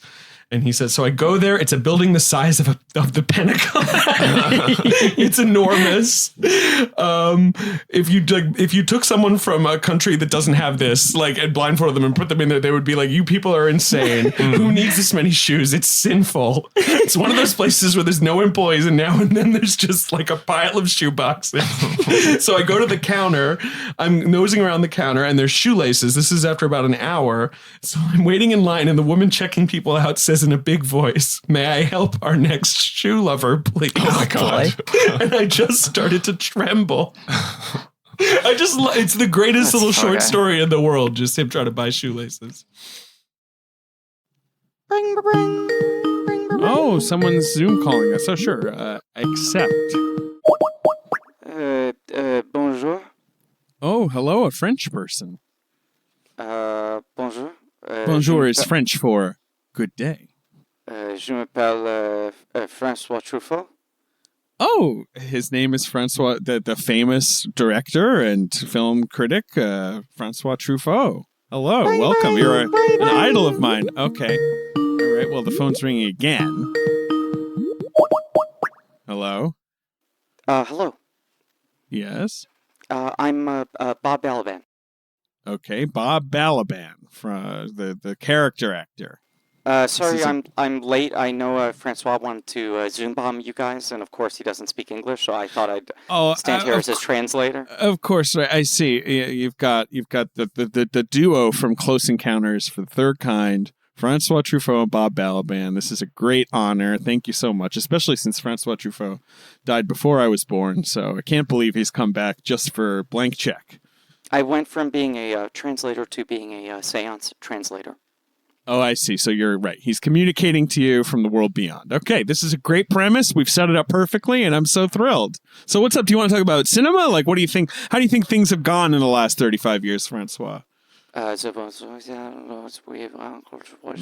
hard to make out the French there. Yep. Okay, so Francois is saying that he is here because he wants to talk about Small Change. His famous film, Small Change. Oh, okay. All right. Yes. Argent de Poche. Right. Okay. Yeah. Great films about the lives of children. Yeah. Okay. Sure. A 1976 film, I think. Like, that's not one I haven't seen, I'm going to admit. I'm sorry. Correction. Francois just whispered into my Zoom. Actually, he wants to talk about when small changes turn into lifestyle changes. Okay, great. So you're talking about... Francois wants you to say he apologizes if this seems a bit sweaty. Apology accepted. Your great work is apology enough. But you're talking about little changes, like waking up 5 minutes earlier every week turns 8 a.m. to 6:30 a.m., right? Little routine changes. Meatless Monday turning into total vegetarianism. Subbing soda with water so that you can cut soda out completely. Mais oui. Okay, well, in life, making small changes to everyday life can lead to very positive lifestyle changes, right? Francois wants me to say that making the film Small Change led to very positive lifestyle changes for him. Sure, such as? He stopped drinking coffee during the production of that film. I had no idea. I'm glad that you that improved your life. Francois wants you to continue with the ad copy. Making small changes to everyday life can lead to some positive lifestyle changes. Like you can, the right towel will turn a bathroom into a spa. Right bedding can turn beds into a retreat. The right loungewear turns function into luxury. Look, I'm talking about Brooklinen, okay? I'm talking about the luxury products at Brooklinen you can get for low prices that make simple acts like showering, sleeping, just sitting around feeling comfortable, very luxurious. Francois is saying that he loves Brooklinen. You've got great taste, so that makes sense. You're one of the most famous evaluators of cinema, and so it makes sense that you're also a great evaluator of linens. Francois is saying that he misses having a physical body. One of the great shames of being a ghost is that he can no longer feel the towels brush against his flesh, the soft skin, if you will. Right, le produce, yes. Right. He doesn't have the towels that are super plush and ultra light. He doesn't get to experience ultra soft loungewear, silk eye masks, robes, those kinds of things that Brooklinen sells. Luxury products, and there's no luxury markup because they're a direct-to-consumer bedding company. Francois is saying the prices are so reasonable, it's almost as if you could pay for them with small change. Yes, that's absolutely right. That's a well put and very witty, again, just like you always are. Brooklinen.com, it's the perfect place to start making small changes that make big differences. And they're so confident in their product that all their sheets, comforters, loungewear, and towels come with a lifetime warranty, okay? You can get 10% off your first order and free shipping when you use promo code CHECK only at brooklinen.com. It's everything you need to live your most comfortable life. Oh, Francois is saying he wants to attempt to say something in English. Okay, go ahead, Francois. That is brooklinen.com promo code CHECK. Here's my take. Now that we've given that Steve where he's at in his career, the persona. I needed it. I also think a thing I find very fascinating about Steve Martin, even with the amount of flops in the 90s and everything, is that he is a guy who, like, 3 or 4 times, in a way that was subtle but actually was quietly pretty radical, changed what his comic persona was. Yeah. You know, that most comedians age out of, oh, the comic persona I had only worked at this period of time, culturally age. Steve Martin, like, kept on every 10 years going, like, I moved laterally. Right. Because it starts with him being, like, absurdist. I'm a bad, like, vaudeville performer. Right, yeah. I'm kind of, like, counterculture adjacent. Yeah. You know, then it becomes just sort of like... Where he invented, like, anti-comedy in, like, the 60s or whatever. Right. And he did that for a while, and then he was like, I'm going to do something else now. Then it becomes, like, goofy, befuddled guy, and it's, like, all of me and the man with 2 brains, and it's sort of like, this shit's happening to me. I'm no longer playing the moron who doesn't get it, but I'm playing the person who's overwhelmed. And then the 90s, he becomes like waspy asshole, angry, contempt at everybody. Yeah. And then in the 2000s, he's like, I sold out. Yeah, he might as well just, like, it's have nothing anymore. bags of money with his character. But then what's weird is, right. in the 2000s, he simultaneously, his movies stop having any identity to them. Yeah, sure. But when he's doing TV appearances, when he's hosting SNL, when he's hosting the Oscars, he is fully now owning, more so than I think anyone else has ever succeeded doing this. Right. My bit is, I'm so arrogant, so rich, and so successful. Right. And everyone else, when they do that, you're like, this is too close to the truth. I can't laugh at it. Yeah, like Ellen. And it's he, like, doesn't right, work. the Ellen thing, where Yes, you're like, you have to pretend like you're one of us. Right. If you start acknowledging that you think you're better than us, for him, the it's whole thing falls perfect. apart. Yeah. He's the only guy who's pulled that off. That's true. His opening monologue for the 2000 for his second Oscars monologue is perfect. Joke for joke, perfect. And it's all that. It's all about like him getting lunch. There doing that. Yeah. He needs to really like So do good. something that's like that. The Martin Short tour is like that. If you watch the Netflix special, it's great. But here's my take. On one hand, I think having someone who's that big of a star in this character actually throws off the balance of the movie because it is such an ensemble thing. It's all these 100%. people entering and exiting. And everyone else is in this is a new star. Like your Juliette Yes, Lewis's, your interesting. Adam Sandler's. Yeah. Or Right? These are Madeline like, Kahn is like you're taking someone back. Yeah, right. right. Rita Wilson's she's- never had a part this big before, Also, really. like how old are all of they? So, like how old are they? great Like question. Madeline Kahn is the same age as Rita Wilson, but I know. she's like Mrs. Old Munch. It's so weird. Like, Yes. like I don't know. Like they're and then like Juliette Lewis is younger, I suppose. Like I don't know. But you have like Shanlin Klein Kahn, right? Yeah, who are like it's comedy luminaries, right? Right. Yeah. Then you have like Sandler, Juliette Lewis, Liev Schreiber. And I would say Rita Wilson, who are like Yeah. these are new people. Anthony LaPaglia, right? Rita I think Wilson's Rita like Wilson's performance is great. She is. I think she does phenomenal so in much this with so movie. little. Yeah. It's like you really love this. not only is person. she the best performance in this movie, I think it's the It best is. she's ever been. I and agree. it's kind of a I totally bummer. agree. It's It weird. is a bummer, and I only know her as the best friend was in gonna like say. your sort of You your know Nancy why? Myers movie. She really is looking for a reason to show that she's hurt. I know. That's like in life. And then I think this movie, she was like, I get to finally like Well, show the hair people debacle. that I'm hurt. Yes. It's just her hairstylist or her Yes, makeup yes, stylist. exactly. Like, actually. I'm Exactly. looking and like it's like she just became like runaway bride. Yeah. She becomes wine friend. Exactly. She becomes you don't need Right. him. You're better without him. Yes, Right. exactly. Yeah. Yeah. Yeah. But it's like I guess ostensibly what she was in Volunteers. Yes, she was in Volunteers in the 80s. There were a couple like thankless like love interests in the comedy I think roles. it's where Tom Hanks met her. Yes, at the beginning of her career, and then she did like some TV appearances. But this is like the one time I think I've ever seen her be in a comedy where she gets to play the funny person and has dramatic weight to carry. She's really good at it. And she's the one person who's totally on the wavelength of the tone this movie should be. Yeah, I agree. That's true. She's balancing it perfectly. Yeah, she is, although sometimes I feel like the movie sort of stops to deal with her character and then like moves on, and I'm like, well, let's just stick with her. She should maybe be the lead. I know she is sort of the lead. Her panic attack is really good. It's really good when she's like, I'm so cold. I was like, Jesus, cover her up. Yeah. Like I'm feeling it. I know. But you're like, right. If they're not that someone could have given a better performance than this, because I think Rita Wilson's pretty perfect. Yeah. But you're like, if you're going to hire one really big movie star to be the person above the title in this film, it should be whoever's playing that character. Right. You know? Yeah. And it's like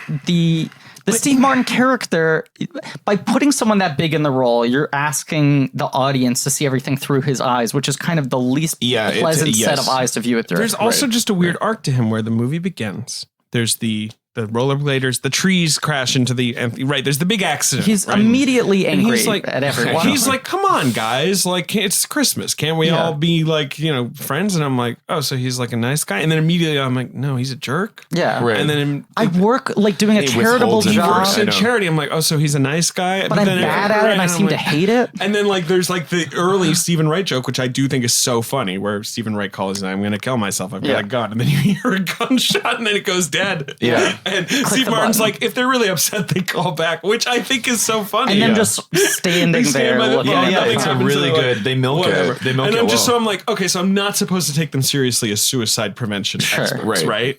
No, also it's like it's a weird, like it's like the company is a joke. So like it's a confusing, like I'm confused at the emotional reality of working at this company that is a joke. Exactly. Like, so it's just three sad people who are shitty at this. And it's like, and people are calling lifesavers, and it's only they've only saved like 1,400 people or something. It's like, well, wait, how long Steve has this Martin's been going on whole bit is just some anagram joke. Like that's how he talks people off the fucking ledge. And then Rita Wilson's sort of nice and sweet. Yeah. Madeline Kahn is nasty. Yeah. She's the Grinch. She's in pain. Yeah. Her dead husband. But Madeline Kahn is incredible. One of my 10 favorite actors. Oh my god, she's my second favorite actress of all time. She's my second favorite. Catherine Zeta-Jones. Catherine O'Hara. I mean, if you're like, if you would just look me in the eyes and been like, Catherine Zeta-Jones, I'd be like, all right.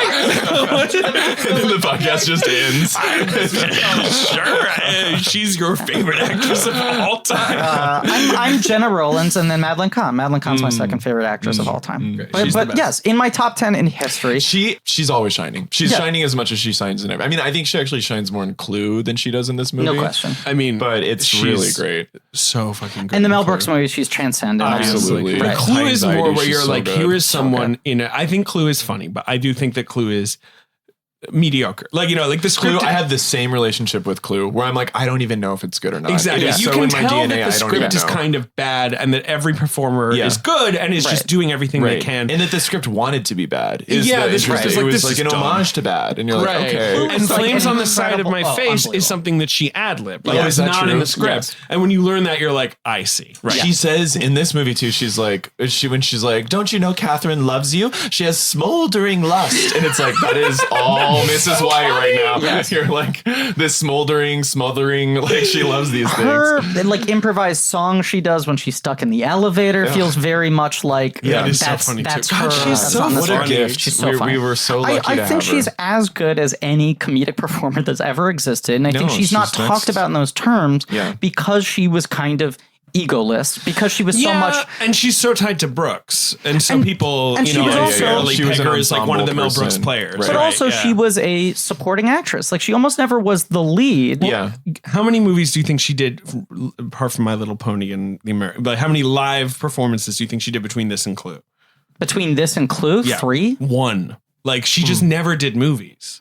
Well, she did in 70s through. I know, but like in the 80s when she should be doing this every year, essentially. Cosby Show. Right, then she did that fucking Cosby sitcom. But like, like Clue 85. And then she did something called Betsy's Wedding 1990. Also Anthony LaPaglia was in that one too. And then this in 94. Like, I guess she just was sort of like, I don't know. She would be doing something really I'll do cool some right TV. now. She'd be doing something. She'd have an Oscar by now. She has an Oscar. Paper Moon. No, I think she was just nominated. She was nominated twice for Paper Moon and for Blazing Saddles, which is one of the coolest nominations of all time. I love hearing that. That's good. Isn't that so cool? Where you're like, Jesus Christ, you fucking like gave that respect. America was nice. She won a Tony, I think, for something. Her background was an opera singer. Yeah. And a dancer. Have you ever seen her sing the Frog song? She's so funny. It's so great. Yeah. I mean, it's problematic, but it's amazing. There was a Sesame Street VHS I had that I watched on endless loop as like a very young child, where it had the 2 bits that she did in Sesame Street that they would recycle in episodes that were her with Grover, I would say in the late 80s. And it's I think I've seen it. Her singing the Echo song with Grover, and then there's one where I think she's playing her own identical twin. That's fun. But the one with Grover, it's like a very young child, aside from the fact that she has perfect comic timing, that she has a beautiful singing voice, right? That she is big in a way that never feels cartoonish. Like she's someone who is able to go expressionistic with her comedy acting without it feeling superficial. She, more so than anyone else I've ever seen as a child, watching her interact with a Muppet, I was like, this is... Like, it feels like when a kind adult talks to me as a child. Right, there's a level of consideration and care and respect with how she talks. Grace. To like, as opposed to when like Robin Williams comes on and he's doing bits with like Telly Monster. And you're like, but you're just being Robin Williams. You're trying to do your routine. Yeah. You know, not that it's not funny. And Madeline Kahn was like really like holding Grover's hand and looking him in the eyes. And it meant so much to me that when she died and it played at the Oscar in Memoriam that year, not that clip, but when whatever clip they chose played at the Oscar in Memoriam that year, it's the only time I full on broke down crying at the Oscar in Memoriam. And it totally caught me unawares. I always just get caught going, oh, right. That's me watching the Oscar in Memoriam. I know. Of course. Like it's just me being surprised that people died, and even though like half of them, I'm like, of course, taking a sip, not knowing who it was. And then like it'll be like Jim, and you're like, oh, he's a good editor. This is what I do. I do a lot of this. We need editors. Oh God. And then it's always like lose the Barry Richmond, publicist and producer. Get off there. Smoking a cigar. No, my sound during In Memoriam is usually like it's like that kind of like oh. But Madeline Kahn was the first one where like she pops up and I'm just like, oh, tears are coming out of my eyes. Yeah, we were lucky, you know. Yeah. God sent us an angel. It really does feel like the angel is Rita Wilson, and she's the Grinch. That's true. God sent us a Grinch. I just think it's one of those things. It's one of those reasons I think she's not viewed of in the same way. Is that even though she was in all these big movies and she was part of stock companies and all these sorts of things, like she never was like, well, I want to be the romantic lead. No. Yeah. She never had her movies. It seems like she found the value in. Yeah, she did. I want to be the 8th character because I can do whatever She's like I want. Richard Kind or something. Yeah, like I think on stage she was more of a leading woman, but and that was more than enough. She was incredibly attractive. To do her part. Of course, you know, she's a real hottie. Major Hall of Fame. If we did a Mixed Nuts hotness ranking, she would be the hottest. Top 2 at the worst. I think Adam Sandler and Madeline Kahn clocking as the hottest. This is Sandler at peak cuteness. I know. He is like full Pete Davidson hormones in this. Right. Like he's just like oozing young teen hormones. Everyone actually. This is kind of a hottie parade. Looking down the list. You know, Martin might be dead last just because the hair is off. The hair's so weird. And it also, you wonder what their calculation was. And then why is he in that like smoking jacket later? Because that's what an elf wears. That's what he puts. She just dresses all of them. Yeah. she brought an insane amount of clothes that fit all of them. But like LaPaglia, you know, I think he's the worst part of this movie. I like Anthony LaPaglia just fine, but pretty cute. He's a hottie too. Also, half Santa is a hot look. Very hot. Just suspenders in the pants. That's true. And then like a white beater is sort of like. Didn't the guy who tried to assassinate Richard Nixon wear a Santa Claus suit? Wasn't he like a department store Santa or something? Because in Assassins, the Sondheim show. Yeah, which I've always wanted to see. Never had the chance to. My favorite musical, or tied. Really? I'm sure it's on. Love it. Assassin's Creed is a really great. Ben loves Assassin's Creed. You're correct. Assassin's Creed. Samuel Bick, his decision, he was going to hijack an airliner, crashed into the White House. Right. It was just that he had once dressed in a Santa Claus suit for like at some other protest, and that's why Sondheim puts him in a. Gotcha. watching LaPaglia in this, where he's wearing a suit, he looks disheveled and he's got a gun at all times. Yeah. Is pretty much how that character looked in the 2003 revival of Assassins. Fair and enough. It freaked me out. It's true. That performance was the one that just didn't feel good to me, like ever. And Adam Sandler, like I weirdly, at first when he comes in, he's like, and I was like, I don't know. But then but by the end I was like, actually I believe it. It really helps contextualize him. Right. It also helps that he is so kind. Yes, he's innocent. He's so innocent to everyone, but especially to Liev. Yeah, exactly. Right. The phone call, I do want to say that every phone call I think is very funny. The obscene caller is always funny. Yeah, it's always funny. One that's always funny. Yeah. Yes. Like the woman who's like in line for, and she's like, I was standing in the 10 items or less line, and I realized I might be standing in the 10 items or less line for the rest of my life. I'm like, that's like full Nora. But that's like, that's like, Norah Ephron, really New Yorker short story. Yeah. Right. Just perfect little like tossed off line. That stuff works really well. I mean, it's one of these things, we were texting last night about this, but it's bizarre how many times they've tried to do the like beloved French farce as American remake. Which and so often, as we realized as we were going through it, was really a 90s thing most of all. Yeah. Right. I think Birdcage is the only time it works for me. That's what we were saying. And even then there are some moments where it's a little reachy. It's the best one, and it's the only one that you could argue was both well-regarded and a hit. Yeah, right. The thing that kickstarted is 3 Men and a Baby. Yes, right, which I forgot was based on and it's so fucking huge, even if that's not as good as the Birdcage. How is the French 3 Men and a Baby? Never seen it. I feel like it was also thought of. It was thought of kind of as 3 men in a cradle. Yeah. And there's actually no baby in it. It's just about 3 guys that get a cradle. They just rock it over and over. It's all in a Walmart. How do you put it together? Francis Weber is this one guy who 8 separate films that he either wrote or directed got remade between 1980 and 2010. Weird. That must be weird for you. Yes. I didn't know this, but apparently The Man with One Red Shoe, French the Tom Hanks remake. movie, that's a remake of Birdcage. The Toy, remember that? Right. What's The Toy? Boy. Richard Pryor and Jackie Gleason. Yeah, Rich White Man buys Richard Pryor for his son, a movie that's not about slavery. Father's Day. Robin Williams, Billy Crystal. A disaster. Yep. Huge flop. Wasn't Chucky originally a French movie? Child's Play? Is that the joke you're making, that's Ben? what I'm trying to do. These movies are based in this sort of French thing of like, isn't this weird, this way this man behaves, this is not correct. Yeah, no. it's very man-child humor. And something like Dinner for Schmucks, which is based on The Dinner Game, is similarly to this, like, Dinner for Schmucks is not good, but opens it up. The Dinner Game is 2 guys in an apartment for 90% of the running time. And this is also one of those things where, like, this was a play that was a huge hit in Paris, was developed by a comedy troupe, ran for years, got turned to a French film, then remade into a movie, and is, like, still restaged to this day. And the movie just by design cannot stop feeling like a play, even when they go to a different location. Yes. Because every scene is based on the energy of people, like, entering and exit. It is. It's and so noises off. Right. And when you see a great farce on stage, to see the like timing, slamming doors and all that stuff, noises off is a good one. Any like Joe into Warden a movie. play, yes. Because the Noises Off movie doesn't work either, and Noises Off is perfect. Right. Noises Off is perfect. I do love the movie, but yes, I agree. Yeah, it makes nuts. There was another line you wrote down. There's another line, I wrote down lines, and I love that Liev Schreiber, when he's trying to tell a story about meeting Henry Kissinger, and he's like, I can't remember who I was there with. When you're confused, your past is blurred. It's such a good line. It's a good line. He's kind of great. He's kind of I know, great. and he's also like weirdly stunning. He looks really good in drag. Like, I mean, he's always fits, good looking. Like, yes. Like, yes, you're right.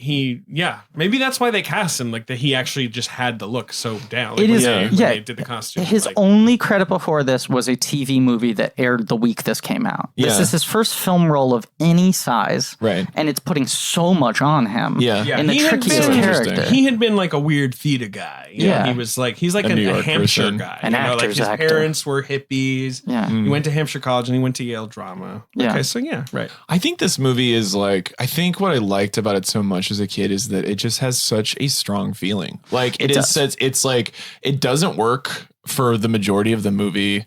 It's kind of annoying at times. And like there's a lot of like needlessness all the time. But the vibe, like just rewatching, I was like, there is like a weird magic, like auteur magic in this movie that it being in it's California channeling. just immediately sets up a vibe, and the visual juxtaposition between the Christmas time and it like looking the 5 seconds of songs that just keep like it's like literally a second of every song plays, and it does like it trance you into like this Christmas place. And that they'll rework like instrumental versions of Christmas standards with different like audio elements to reflect what's going on in the scene. Yeah. So there's the one that's done all in barks when they're going to the vet's office. Yeah. Like the score isn't one musical style. It's standards done in different styles reflecting where they are in the plot. Just O Tannenbaum. She just sings O Tannenbaum on the tree. It's just those words. Right, like because his name's Tannenbaum. Yes, and then like a second later, like Mr. Tannenbaum. It's like, what? Oh my God. There's a confidence to it. And she does have that, whatever it is, that like syrupy. pixie dust. She does have that sort of just like technical skill. She's only made 2 LA movies, and the other one is Bewitched. It's not a good zone for her.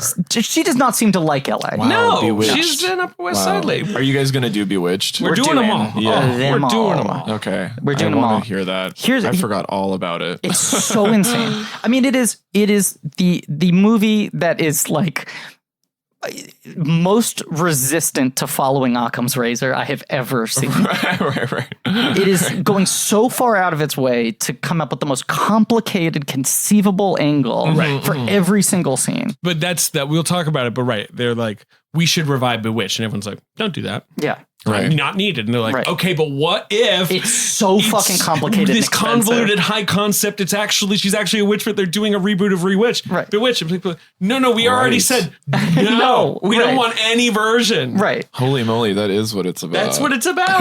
What if you did a revival of Bewitched and it was an LA studio? But then of course she actually is a witch. Right. Yeah. And they're reviving Bewitched, but the actress it's actually a whole meta drama about the fact that Bewitched replaced the lead actor in the middle of its run, and no one ever really talks about that. So fucking which is sort of I can't wait to hear you guys talk about that. So I saw the movie in theaters in July. Never again. And Colbert's in it. And Steve Carell's in it. Carell, yeah. Well, Carell plays what's his name? Ed Lynn. Fucking stacks, man. We're gonna do every fucking Daily Show person on this podcast in this miniseries. No, but that's kind of true. Carell plays Paul Lynde in it. Yeah. He's like, I think kind of a perfect impression. Yeah, it's a perfect impression. Holy shit! I got to see this. I'm excited. You're gonna see it. Yeah, you are forced to see it. For this one, you actually didn't see it, and you just looked at a bag of nuts. Yeah, I looked up nuts. Let me just mix some nuts. And I ate nuts. I do think just to I want to get the thesis out. Yeah, sure. This take I have. It is weird that they dyed Steve Martin's hair. Yeah. Because everyone had accepted him as being a white-haired guy for so long. There's no reason his character needs it. It's not like he's playing substantially younger. And you're like, you wonder if it was, because it doesn't feel like there's any. I think the creative thing is like, this guy is kind of full of shit. That's about as good as I can give you. So it's like, you all know Steve Martin has gray hair, so this guy's full of shit. He doesn't have, he's dyeing his hair. Yeah. It is funny that most leading men are like pressured into dyeing their hair because they will be seen as less sort of like vital if they've gone gray. Yeah. And Steve Martin in this one movie where he has needs dyed not hair. to be vital. Right. Has dyed hair, and the poster is a hat covering his hair entirely. A hat he never wears he the doesn't entire wear in the movie. I did and not they know. Just put on his head, I think, to be like, FYI, this is a Christmas movie. But it also feels like to be like people are having a negative reaction to him with brown hair. We're covering the hair up. The hair is not doing well in testing. Yeah, maybe that was it. If you're going to cast a 90s A-list comedy guy in this movie, someone at Steve Martin adjacency. And I on the record are saying, I think it's probably better if you pick someone who can fall into the ensemble a little more. Right. But of the two guys, what this movie needs is more of a Bill Murray than a Steve Martin. That's true. Because Bill Murray is innately sad enough. That's true. That even when he's being an asshole. A dick. Yeah, right. He's perfect. Right. Because Steve Martin's a dick, but he's playing so high status that you're like, in a movie about oddballs, it just feels like he's bullying them. Right. Yeah, he's not right. I'm trying to think Robin Williams would be too much. Right. Like if you go, he would have been too maudlin. Maybe Tim Robbins. Yeah, he might be a little more the Steve. But no, but that's an example. He might be good. Yeah. Yeah. He's He's a good actor, especially this time. And in like 90s comedy mode, It should probably be someone like that who is like a leading man, but is not such an established comedy brand that the movie has to play with the expectations of being a Steve Martin movie. Right. If it's going to be someone's movie like that, this is more parallel to what Murray's doing in Groundhog Day. Right. And he could pull that off. Yeah. 100%. There's moments where you're watching his performance and he's like, his eyes are landing on things too intently. Yes. Because he doesn't know what else to be doing. Yes. He's just like playing it so straight that it's just like his gaze is like deliberate because he's just like, what am I supposed to be looking at? Like right now. He's doing like Gary Marshall dog reaction shots where he's like, the joke is me going like, Yeah. There's something. Which is a problem in the Chris scene. Yes. Yeah. Big problem. Yeah. It's also the father of the brideness of it too is kind of unsettling. Like there's a feeling of him being that character in this, and like that character feels so enabling of bad American and things, you know. I don't know. It's just like, what is your sad, like whatever that big chill, like we're all like in our 30s and that's something to be sad about thing is like such white ignorance. It's the boomer thing. Yeah. Do you think they cast him in Father of the Bride because they're like Spencer Tracy, you're wearing that gray hair? Great, baby. You know, I think that's part that was of part of it. It's just like you look older than you are, and it's working. Like you're a he was good becoming a comedy grouch in the Spencer Tracy way. Exactly. He was the kind of grouch where somehow he wasn't off-putting. And then this movie is like a rare example. Even with the films that are not good that he's in, this is one of the few ones where I'm like, this guy's an asshole. I don't want to watch him. Right. Yeah. Yeah. But everyone else in the cast kind of does a really good job. You're right in general that there's that 90s energy to so many of those comedies, which is the sort of appealing to the boomers who are now in their 30s of like, Jesus, is this all there is? Like, all I have is my beautiful family and my job car. And my money. Well, and that's like Bring You Down the House is the worst example of that. I'm angry. It's like, why? Bring You Down the House is that malaise tied to racism. Yeah, well, or in Father, but in all these movies, there will be there's a black character, there's a gay character, and they're there to be like, I'm here to offer the perspective of an outsider, you know, and it's sort of like, oh, great. Like, and then it cuts him and he goes like, I'm thrilled. Or whatever, you know. Yeah, exactly. Scene with you. Clenched teeth. Do you know that Rosie Perez was supposed to play the Juliette Lewis role? She'd be great. And I did not recognize the name, but it was an actor of color who's supposed to play the Apalia role. That'd be good. And I don't know what happened. There is also the worst written IMDb trivia fact I have ever seen for this film. It is very quick. Let me just read it very quickly for you, because it is just... I mean, Rosie Perez would just be perfect because she is so, you know, she's got such good chaos energy. Like, definitely. Any of those supporting roles in that era. Although I think Juliette Lewis is good. Exactly what she needed to do. Right, and she also was one of those actresses who, especially in the 90s, when she shows up, you're like, uh-oh. Totally. This person isn't going to be calm. Like, she was always she brought crazy. a fragileness that I think Rosie might not have. Rosie would have been like Rosie's Anthony a tough lady. Yeah, like they would have been both, but that would have been Rosie would have fit the movie well. Kadeem Hardison? Okay. I don't know. That's who was supposed to play, apparently, the Felix role.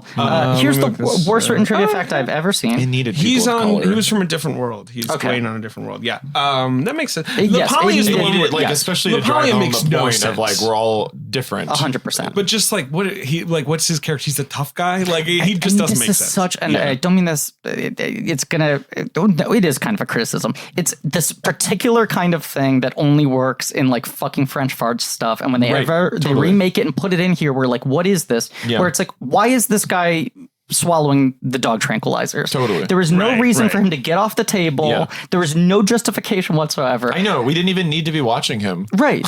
He just keeps on... Like, where are we watching him in the hospital right now? He keeps on doing shit without any internal logic just to create more conflict. Yeah. As if he is a baby. Right. You know, as if he's like a wild animal. Yeah. This is the wording. Chris Farley accepted the role of Chris, but turned it down. Wow. No backup sources on that, but also the first half of that sentence negates the second half of that sentence, and vice versa. Yeah. So that would have been so weird. We've covered much better with Liev, who like plays it like an actor rather than Farley, where it would have been the Gap Girl. We've covered all the elements of this movie. Sure. I have only one question. Yeah. Is it funnier if they actually just murdered Shandling and his only crime was being annoying?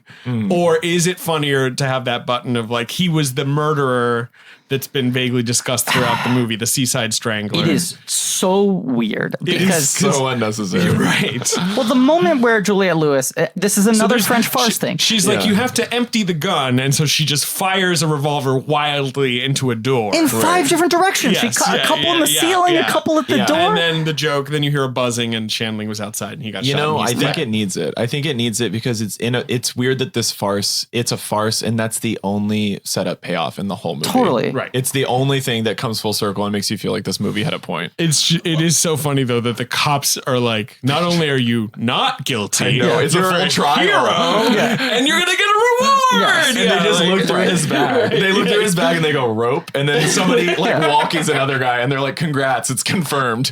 Like on the spot. It feels like Charlie So passing the crazy. final test in Willy Wonka, Right. Where they're like faking her out and going like, "You're sentenced to being a hero." But also, it's the energy of this movie. Like, as I said before, like when he has the gun, I'm like, no one's getting hurt. Right. And then when someone gets hurt, I'm like, this What? doesn't matter. Right. Like, this is just going to turn out to not matter. Because you're like, they can't be this flippant about it. There has to be some reason this is fine. Yeah. Yeah. Why does she get the money? Like, shouldn't they have all split the money? Why does she get $250,000 and gives $5,000 and that's the end of that Well, story? and what a weird joke too, where he goes like, "You can give us the money that actually to made me laugh. Where save he's it." like, we only need $5,000. She's like, $5,000. $5,000. All right. Yeah. Right. Shouldn't they have all split it? Like, that's the point of the movie, right? Yeah. Is that they're all in They it should all together split at the end of the night. Yeah, It's but- weird that like one random then there's character, the mural, just because she has a Charles. baby, that like she deserves the money more. I don't But know. it's also a thing where it's like, you know, her inner life is, I want a better life for my child. Yeah. This guy might be kind of like a scumbag. Right, that baby will die when he holds it. This baby will die. And then the movie's like, no, the solution is if she's rich, everything's good. Yeah. Everyone's happy. Everything's perfect. Yeah. Very 90s. Yeah, it Very is very 90s. 90s. Can we play the box office? We can game? play the box office game. Did this movie open outside of the top 10? Yes, 12. Crazy. So this movie opened on Christmas, December Perfect. 23rd, technically 1994. Okay. And it opened at number 12, and it made $2 million. And it In totality? no, total gross 6. Yeah. Wow. Wait, how much was it made for? $20 million. So it was a bomb, even though it wasn't that expensive. Yeah, but big bomb. So it just came out at Christmas. It's a Christmas movie, and audiences were like, "No, thank you. Absolutely Please return to sender." Yeah. It's the only Christmas movie that doesn't get replayed. There's so many bad Right. Christmas Never on movies. TV. No obscure cable channel has There's been so like, many we'll bad take ones that that one. nobody Right. watches that do. So Yeah. Number 1 at the box office is a huge comedy smash hit. In its second week, I had no idea this was a Christmas movie. Doubtfire? No, 94. 94. it's a comedy. Is that what you're saying? Comedy. It's not one of It the Home dropped Alones. It's not a 5%. Christmas. It's not themed around Christmas at all. I guess it has. Does it have Christmas in it? I guess Not really. Not really. Is it a family comedy? No, No, it's like a gross out comedy, sort Oh, of. Dumb and Dumber. Dumb and Oh yeah, Yes. right. Yeah, huge Christmas hit. yeah. Yeah, it's Aspen. Yeah, right. Snow. There is Shades there's of- shades of it. There's sweaters. Yeah, it's got powder, baby. Yeah, I've seen Dumb and Dumber. When I was a kid, I was the biggest Jim Carrey fan. Obviously, I was a kid. He was Yeah. perfect for Yeah. me. And that was the one I've only seen like twice for some reason. What? Yeah, That was like my. I was more of like an I Ace love Ventura Repeat. mask Yeah. liar kid for some Really? reason. The mask That- is truly odd. The mask it's is really disturbing. really Weird. strange. yeah, it's like scary. Yeah. As a kid, it didn't scare me It at is all, but like scary. it is scary. And it's so zoot suity. It's just like, what's going on? Like we're at like a so weird. Copacabana. What is Yeah. this? Who's this for? Dumb and Dumber has that fairly magic. They had It 3 does. movies in a row where they Yeah. just were in a perfect zone. Right. And then they never, ever get it back again. Yeah, you're right. The early ones are silly, and then Me, Myself, and Irene is the crossover where they're Yeah. like, he has a diagnosable disorder, and I'm Right. like, It's like I don't think he this does. isn't working Yeah. anymore. Right, and then they're like, fine, we're pivoting to Shallow Hal. And I'm like, no, Right. you shouldn't have pivoted there. Conjoined That's terrible. twins. Like, yeah, right. They want to do this like have our cake and eat it too thing. Right. And I think they simultaneously become like meaner and more maudlin. Yeah, Like Shallow that's Hal true. has like the burn Well, word because I think it was scene. part of them being like, well, we need some of the maudlin stuff because Right. that's always worked for us. It's like, no, you can't just like wedge it in there. There is a crazy amount of restraint in the execution, both as directors and as an actor, of the I'm sick and tired of being sick and tired scene in Dumb and Dumber, which is the whole reason that movie works. Yeah. Where it's like, these guys are just dumb in an abstract way, but also there's a scene we're putting in here that's like, they have actual feelings, they have wants and dreams and desires, you can root for them. And that movie's got some like pretty sophisticated visual comedy in it. Yeah. They used to be like pretty good visual stylists. Yeah, it's a great movie. And then they just get sloppier and sloppier. But those first three are awesome. The last movie that Peter Farrelly directed was the winner of Best Picture. Oh, right. I forgot. I'm sorry. Roma. I was wrong. Roma. Wait, what? Green Book. Oh, right. I can't ever keep that in my head. Yeah. I know. That's why I just had to remind you guys. Roma had won Best Picture. And in fact, Green Book beat it. Okay. Number two at the box office. He's actually growing in its 7th week, 10%. Wow. It's another Christmas movie. More the classic, like, we released it at Thanksgiving. The Santa Claus? Exactly. Yeah. Big hit. Another movie I saw in theaters. Man, what a time for like, this is like peak 90s studio comedy, and Mixed Nuts is just like getting suplexed outside of the top 10. And also Jim Carrey, Tim Allen. Like it's peak, like America just has a fucking smorgasbord of white guy comedy stars. I know we've talked about this before, but it always bears repeating. 94 is Ace Ventura, The Mask, and Dumb and Dumber. He does all three in the same year. It's like February, July, December. His or astrological chart is crazy. And it's the thing where like Ace Ventura, he gets paid like, it's like 100 grand, 10 million, 20 million, or 5 million. Dumb and Dumber is 10. The Mask is like 1, and Ace Ventura is like 200,000 or something. Wow. And it's his salary goes up within that year as each film gets bigger and bigger. Right. Wow. Yeah. Can't wait for that to happen to me. Oh, you're gonna fucking that 10. When you get that 10, Charles. I want that 10. Number 3 at the box office. Yeah. It's new this week. Okay. Completely wild that they released this film at Christmas. I saw it in theaters. It's pretty good. I mean, it rules. Honestly, it rules. I was so excited. Yeah. It was not well received. No. Was it a family film? It's sort of a kid's film, but it's an action movie. Yeah. It's a kid's action movie. But like not like in a Three Ninjas way. Like it stars that was gonna be my grown-ups. guess. Yeah. It's grown-ups doing kids action. This is for 12-year-old boys. Like it's not like this is it's just crazy that they thought like Christmas. That's the time for that. It is weird. Like the time for this movie is like February or whatever. It stars adults. It's for 12-year-old boys. It stars a major action star. It's not Arnold. Nope. Think worse. It's not Stallone. Think worse. It's not a Van Damme. No, it is. It is? It is a Van Damme. It's a Van Damme comedy? No, it's not a comedy. Action movie. It is funny. It is funny. I don't know. Like, which one would this be? It's like my kind of movie. Put it this way. Jean-Claude Van Damme, who's from the country of Belgium. Is it Street Fighter? Is playing in America. It's a Christmas release. Why did they release that at Christmas? I don't know. That is. I mean, that's infamously a screenplay written in 18 hours, I think. Steven D'Souza, writer of Die Hard, is like, I wrote that in 18 hours. And it's like, if you look at it. And if you give me more Coke, it could have done it in 12. Like, that was slow. I think Dan Hernandez, when he was on the show, was the one who said it. Like, if you view it through the prism of an 18-hour script, it's pretty strong.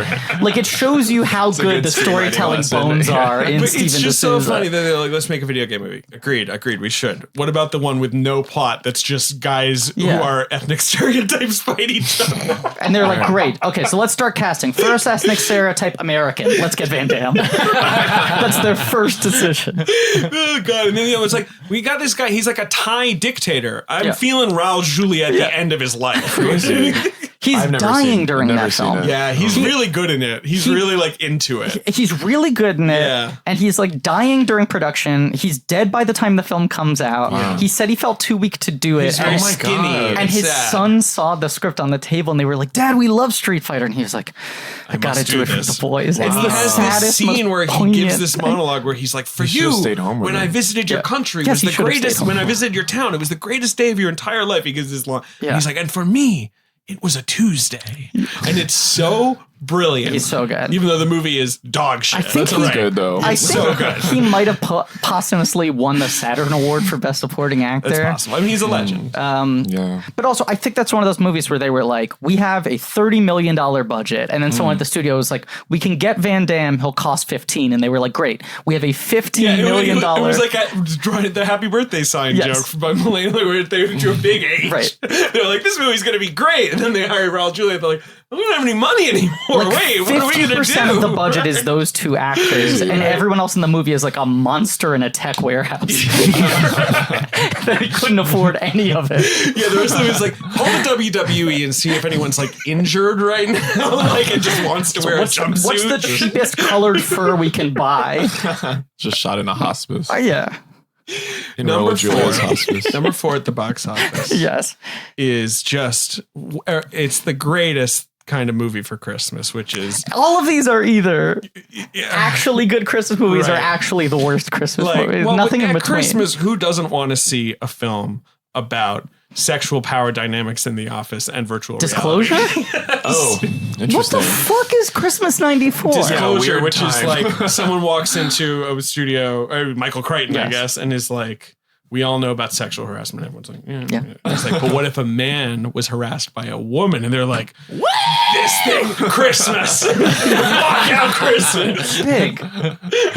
Oh, boy. And that they have to use like a computer. Yeah. Have you seen Disclosure? No. There's in the movie, the office has a virtual reality filing system.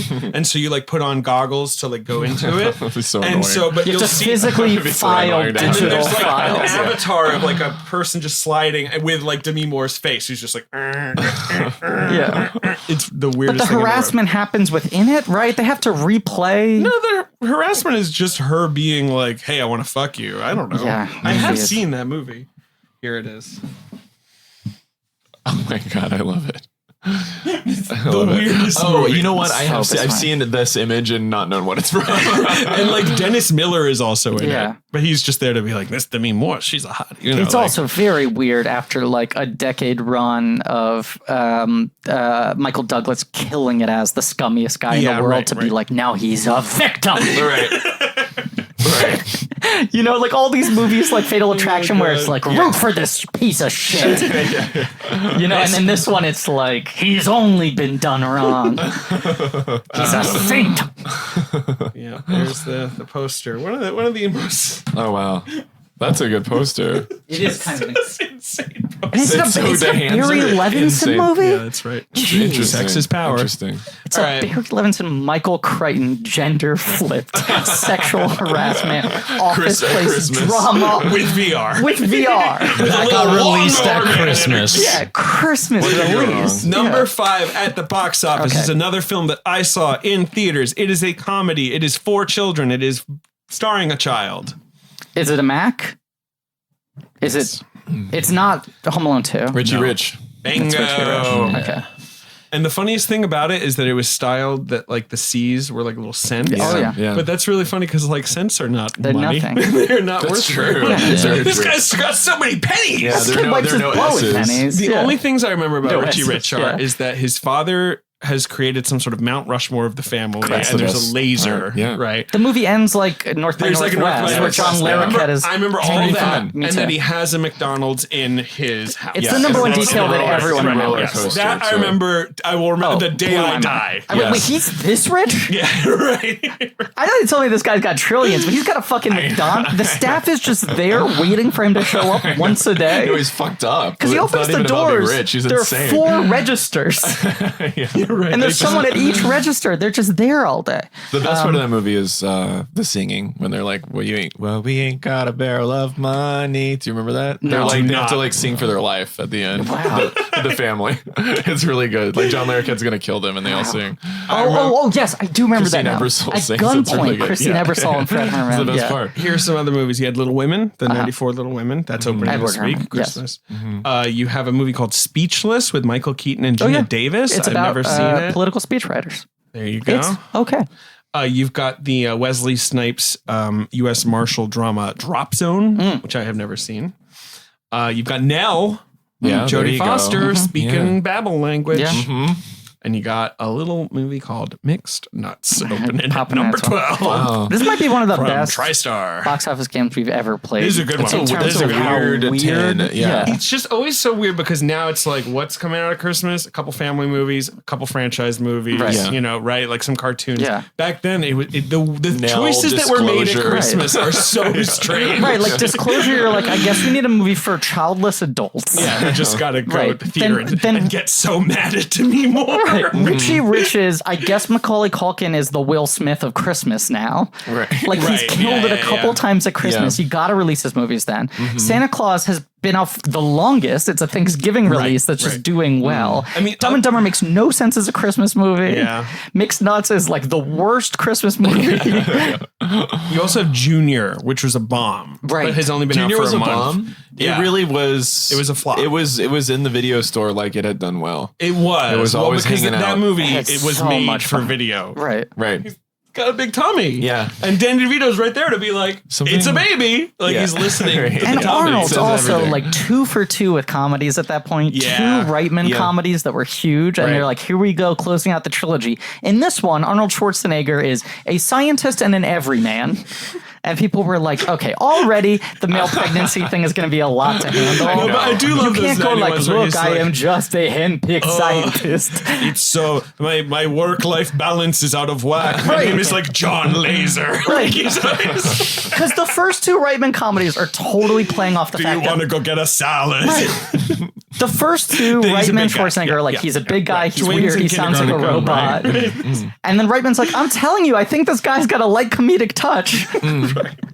But in that one's high concept, it's like he's pregnant. Okay, Right. Arnie's pregnant. He's a man. Men don't get pregnant. Okay. Yeah. Jingle All the Way is like he's a dad who needs to buy an action figure. That's it. Yes. You know, Imagine. that's where it really just does become Yeah. like he's a dad. You know, Yeah. it's tough to be a dad. But you're like, Imagine that father. there's a pitch on Like, it's Junior. impossible. There's a pitch on Junior that is an Arnold Schwarzenegger type gets pregnant. And he's the first man to get pregnant. right, And but the bit movie is- does not acknowledge that he's an Arnold Schwarzenegger type. Is what No, you're saying. Right, the movie right, is right. written as like Hugh Grant gets pregnant. Right, exactly. Yeah. And then they slot in Arnold Schwarzenegger, and he's Right. like, Emma Thompson, I'm very nervous on our first date. You're very much my type of woman. Charles, thank you so much for Thank being you here. guys. Thank you so much. I love you for- guys so much. You don't have release dates that you can announce for... No, Yeah. but it is like all gonna come out. 2020, one There's some season. 2020. There might be some longer than that in Okay, there, but okay. there is some 2020. How many episodes do you have in the can now? 20? Yeah, 20. 2020. Yeah, it's crazy. 2020 20 for 2020. Wow. Well, if we can, we'll add release dates in the description. If it's announced that would be by great. I 12, think that will probably make sense. And the for- first 2 seasons will live on HBO Max. Yes. Right, it's from all moving to launch. HBO Max. from launch, and the 3rd season will come out a little later. But this is a world where things change all the time. Yep. So who knows? It's a great series. I've said this before, but it is my favorite performance that I've ever given. Oh, And I that agree. is, Your performance. largely You're credit of really amazing in it. That was a real gift. And I think I said You this really when Sarah impressed Violet me. was on the show, but you 2 are the only people in my entire life who said, "Oh, if this happens, we're going to write a part for you," and did it. That's nice. Because like 10 people have probably at some point, after either not hiring me or I get it, firing right, me have or been like, having worked on a previous We'll thing, figure say something that. out. I got something for you. You shut the fuck up and go The away. 2 of you did it, and it was such a good part. Oh yeah, and no, it was you so were much fun to do. You're amazing. You're amazing in it. Seriously, in everything, but it's only in this. No, that's the only one that matters. But it was, and part of it is that the 2 of you are really kind people That's nice. who run a really nice set and treat everyone with a lot of respect and Thank give you. everyone a lot of creative freedom. And it's one of the best working experiences I ever had. That's nice. Thank you. Yeah. And I You're look a real forward to mensch, working Charles. with you 2 one day so that everything is fine. Yeah. in the future. Yeah. That sounds great. Thank you for being here. Sorry for being hungover. Sorry to you for being hungover. I It's- apologize that you are hungover. It's been real rough. I'm Yes. gonna admit it. Yeah. you made it through. I made made it it through. through. I did. Yeah, it you was did good for good. me. I You needed didn't it. even throw up. I've got some nasty sweats happening that nobody knows about though. You're bright green. I can feel it. But have fun sleeping it off. Thank you. One thing, Yeah. it's okay to be sad. It's okay. And if you're feeling depressed, call and talk to somebody. That's true. They won't Okay. treat you like the characters in this movie. Exactly. And the number is 1-800-273-TALK. Is that true? Is that the Talkspace number? That's nice. No, it's the national Oh, okay. prevention lifeline. Sure. Yes. Just wanted to throw There's that an out actual there. number you can actually call, and no one will treat you like Steve Martin treats every character in this movie. Yes. They will treat you with I'd compassion be and empathy. more likely to call if I got lifesavers on the line, to be honest. Madeline Kahn, Rita I would. Wilson, 100%. Thank you for that post note, Ben. Yeah. And thank you all for listening. And please remember to rate, review, subscribe. Thanks to Andrew Gudo for our social media, Lane Montgomery for our theme song, Pat Reynolds, Joe Bowen for our artwork. Tune in next week for... I think it's Michael? I don't know. I think it's the movie Michael. Oh, fun. John Travolta as an angel. Keep vamping. I'll find out. I'm vamping, but I think that's the next week. That's a good one. Follow us on social media at Blank Check Pod on Instagram and Twitter to keep up to date with the things that we're doing, some of which are hopefully happening by the time this episode comes out, but I can't name them directly because they are not locked in yet. What's cool is Michael is, in fact, our next episode. Can I say the guest? Let's not, in case something goes wrong. Boom. But I think an old favorite's coming back from That's Michael. right. We'll find out. We'll find out. As always, Santa Claus is a little stinker. That's the French title of the movie. Yeah. Which is weird. That's very weird. Very weird.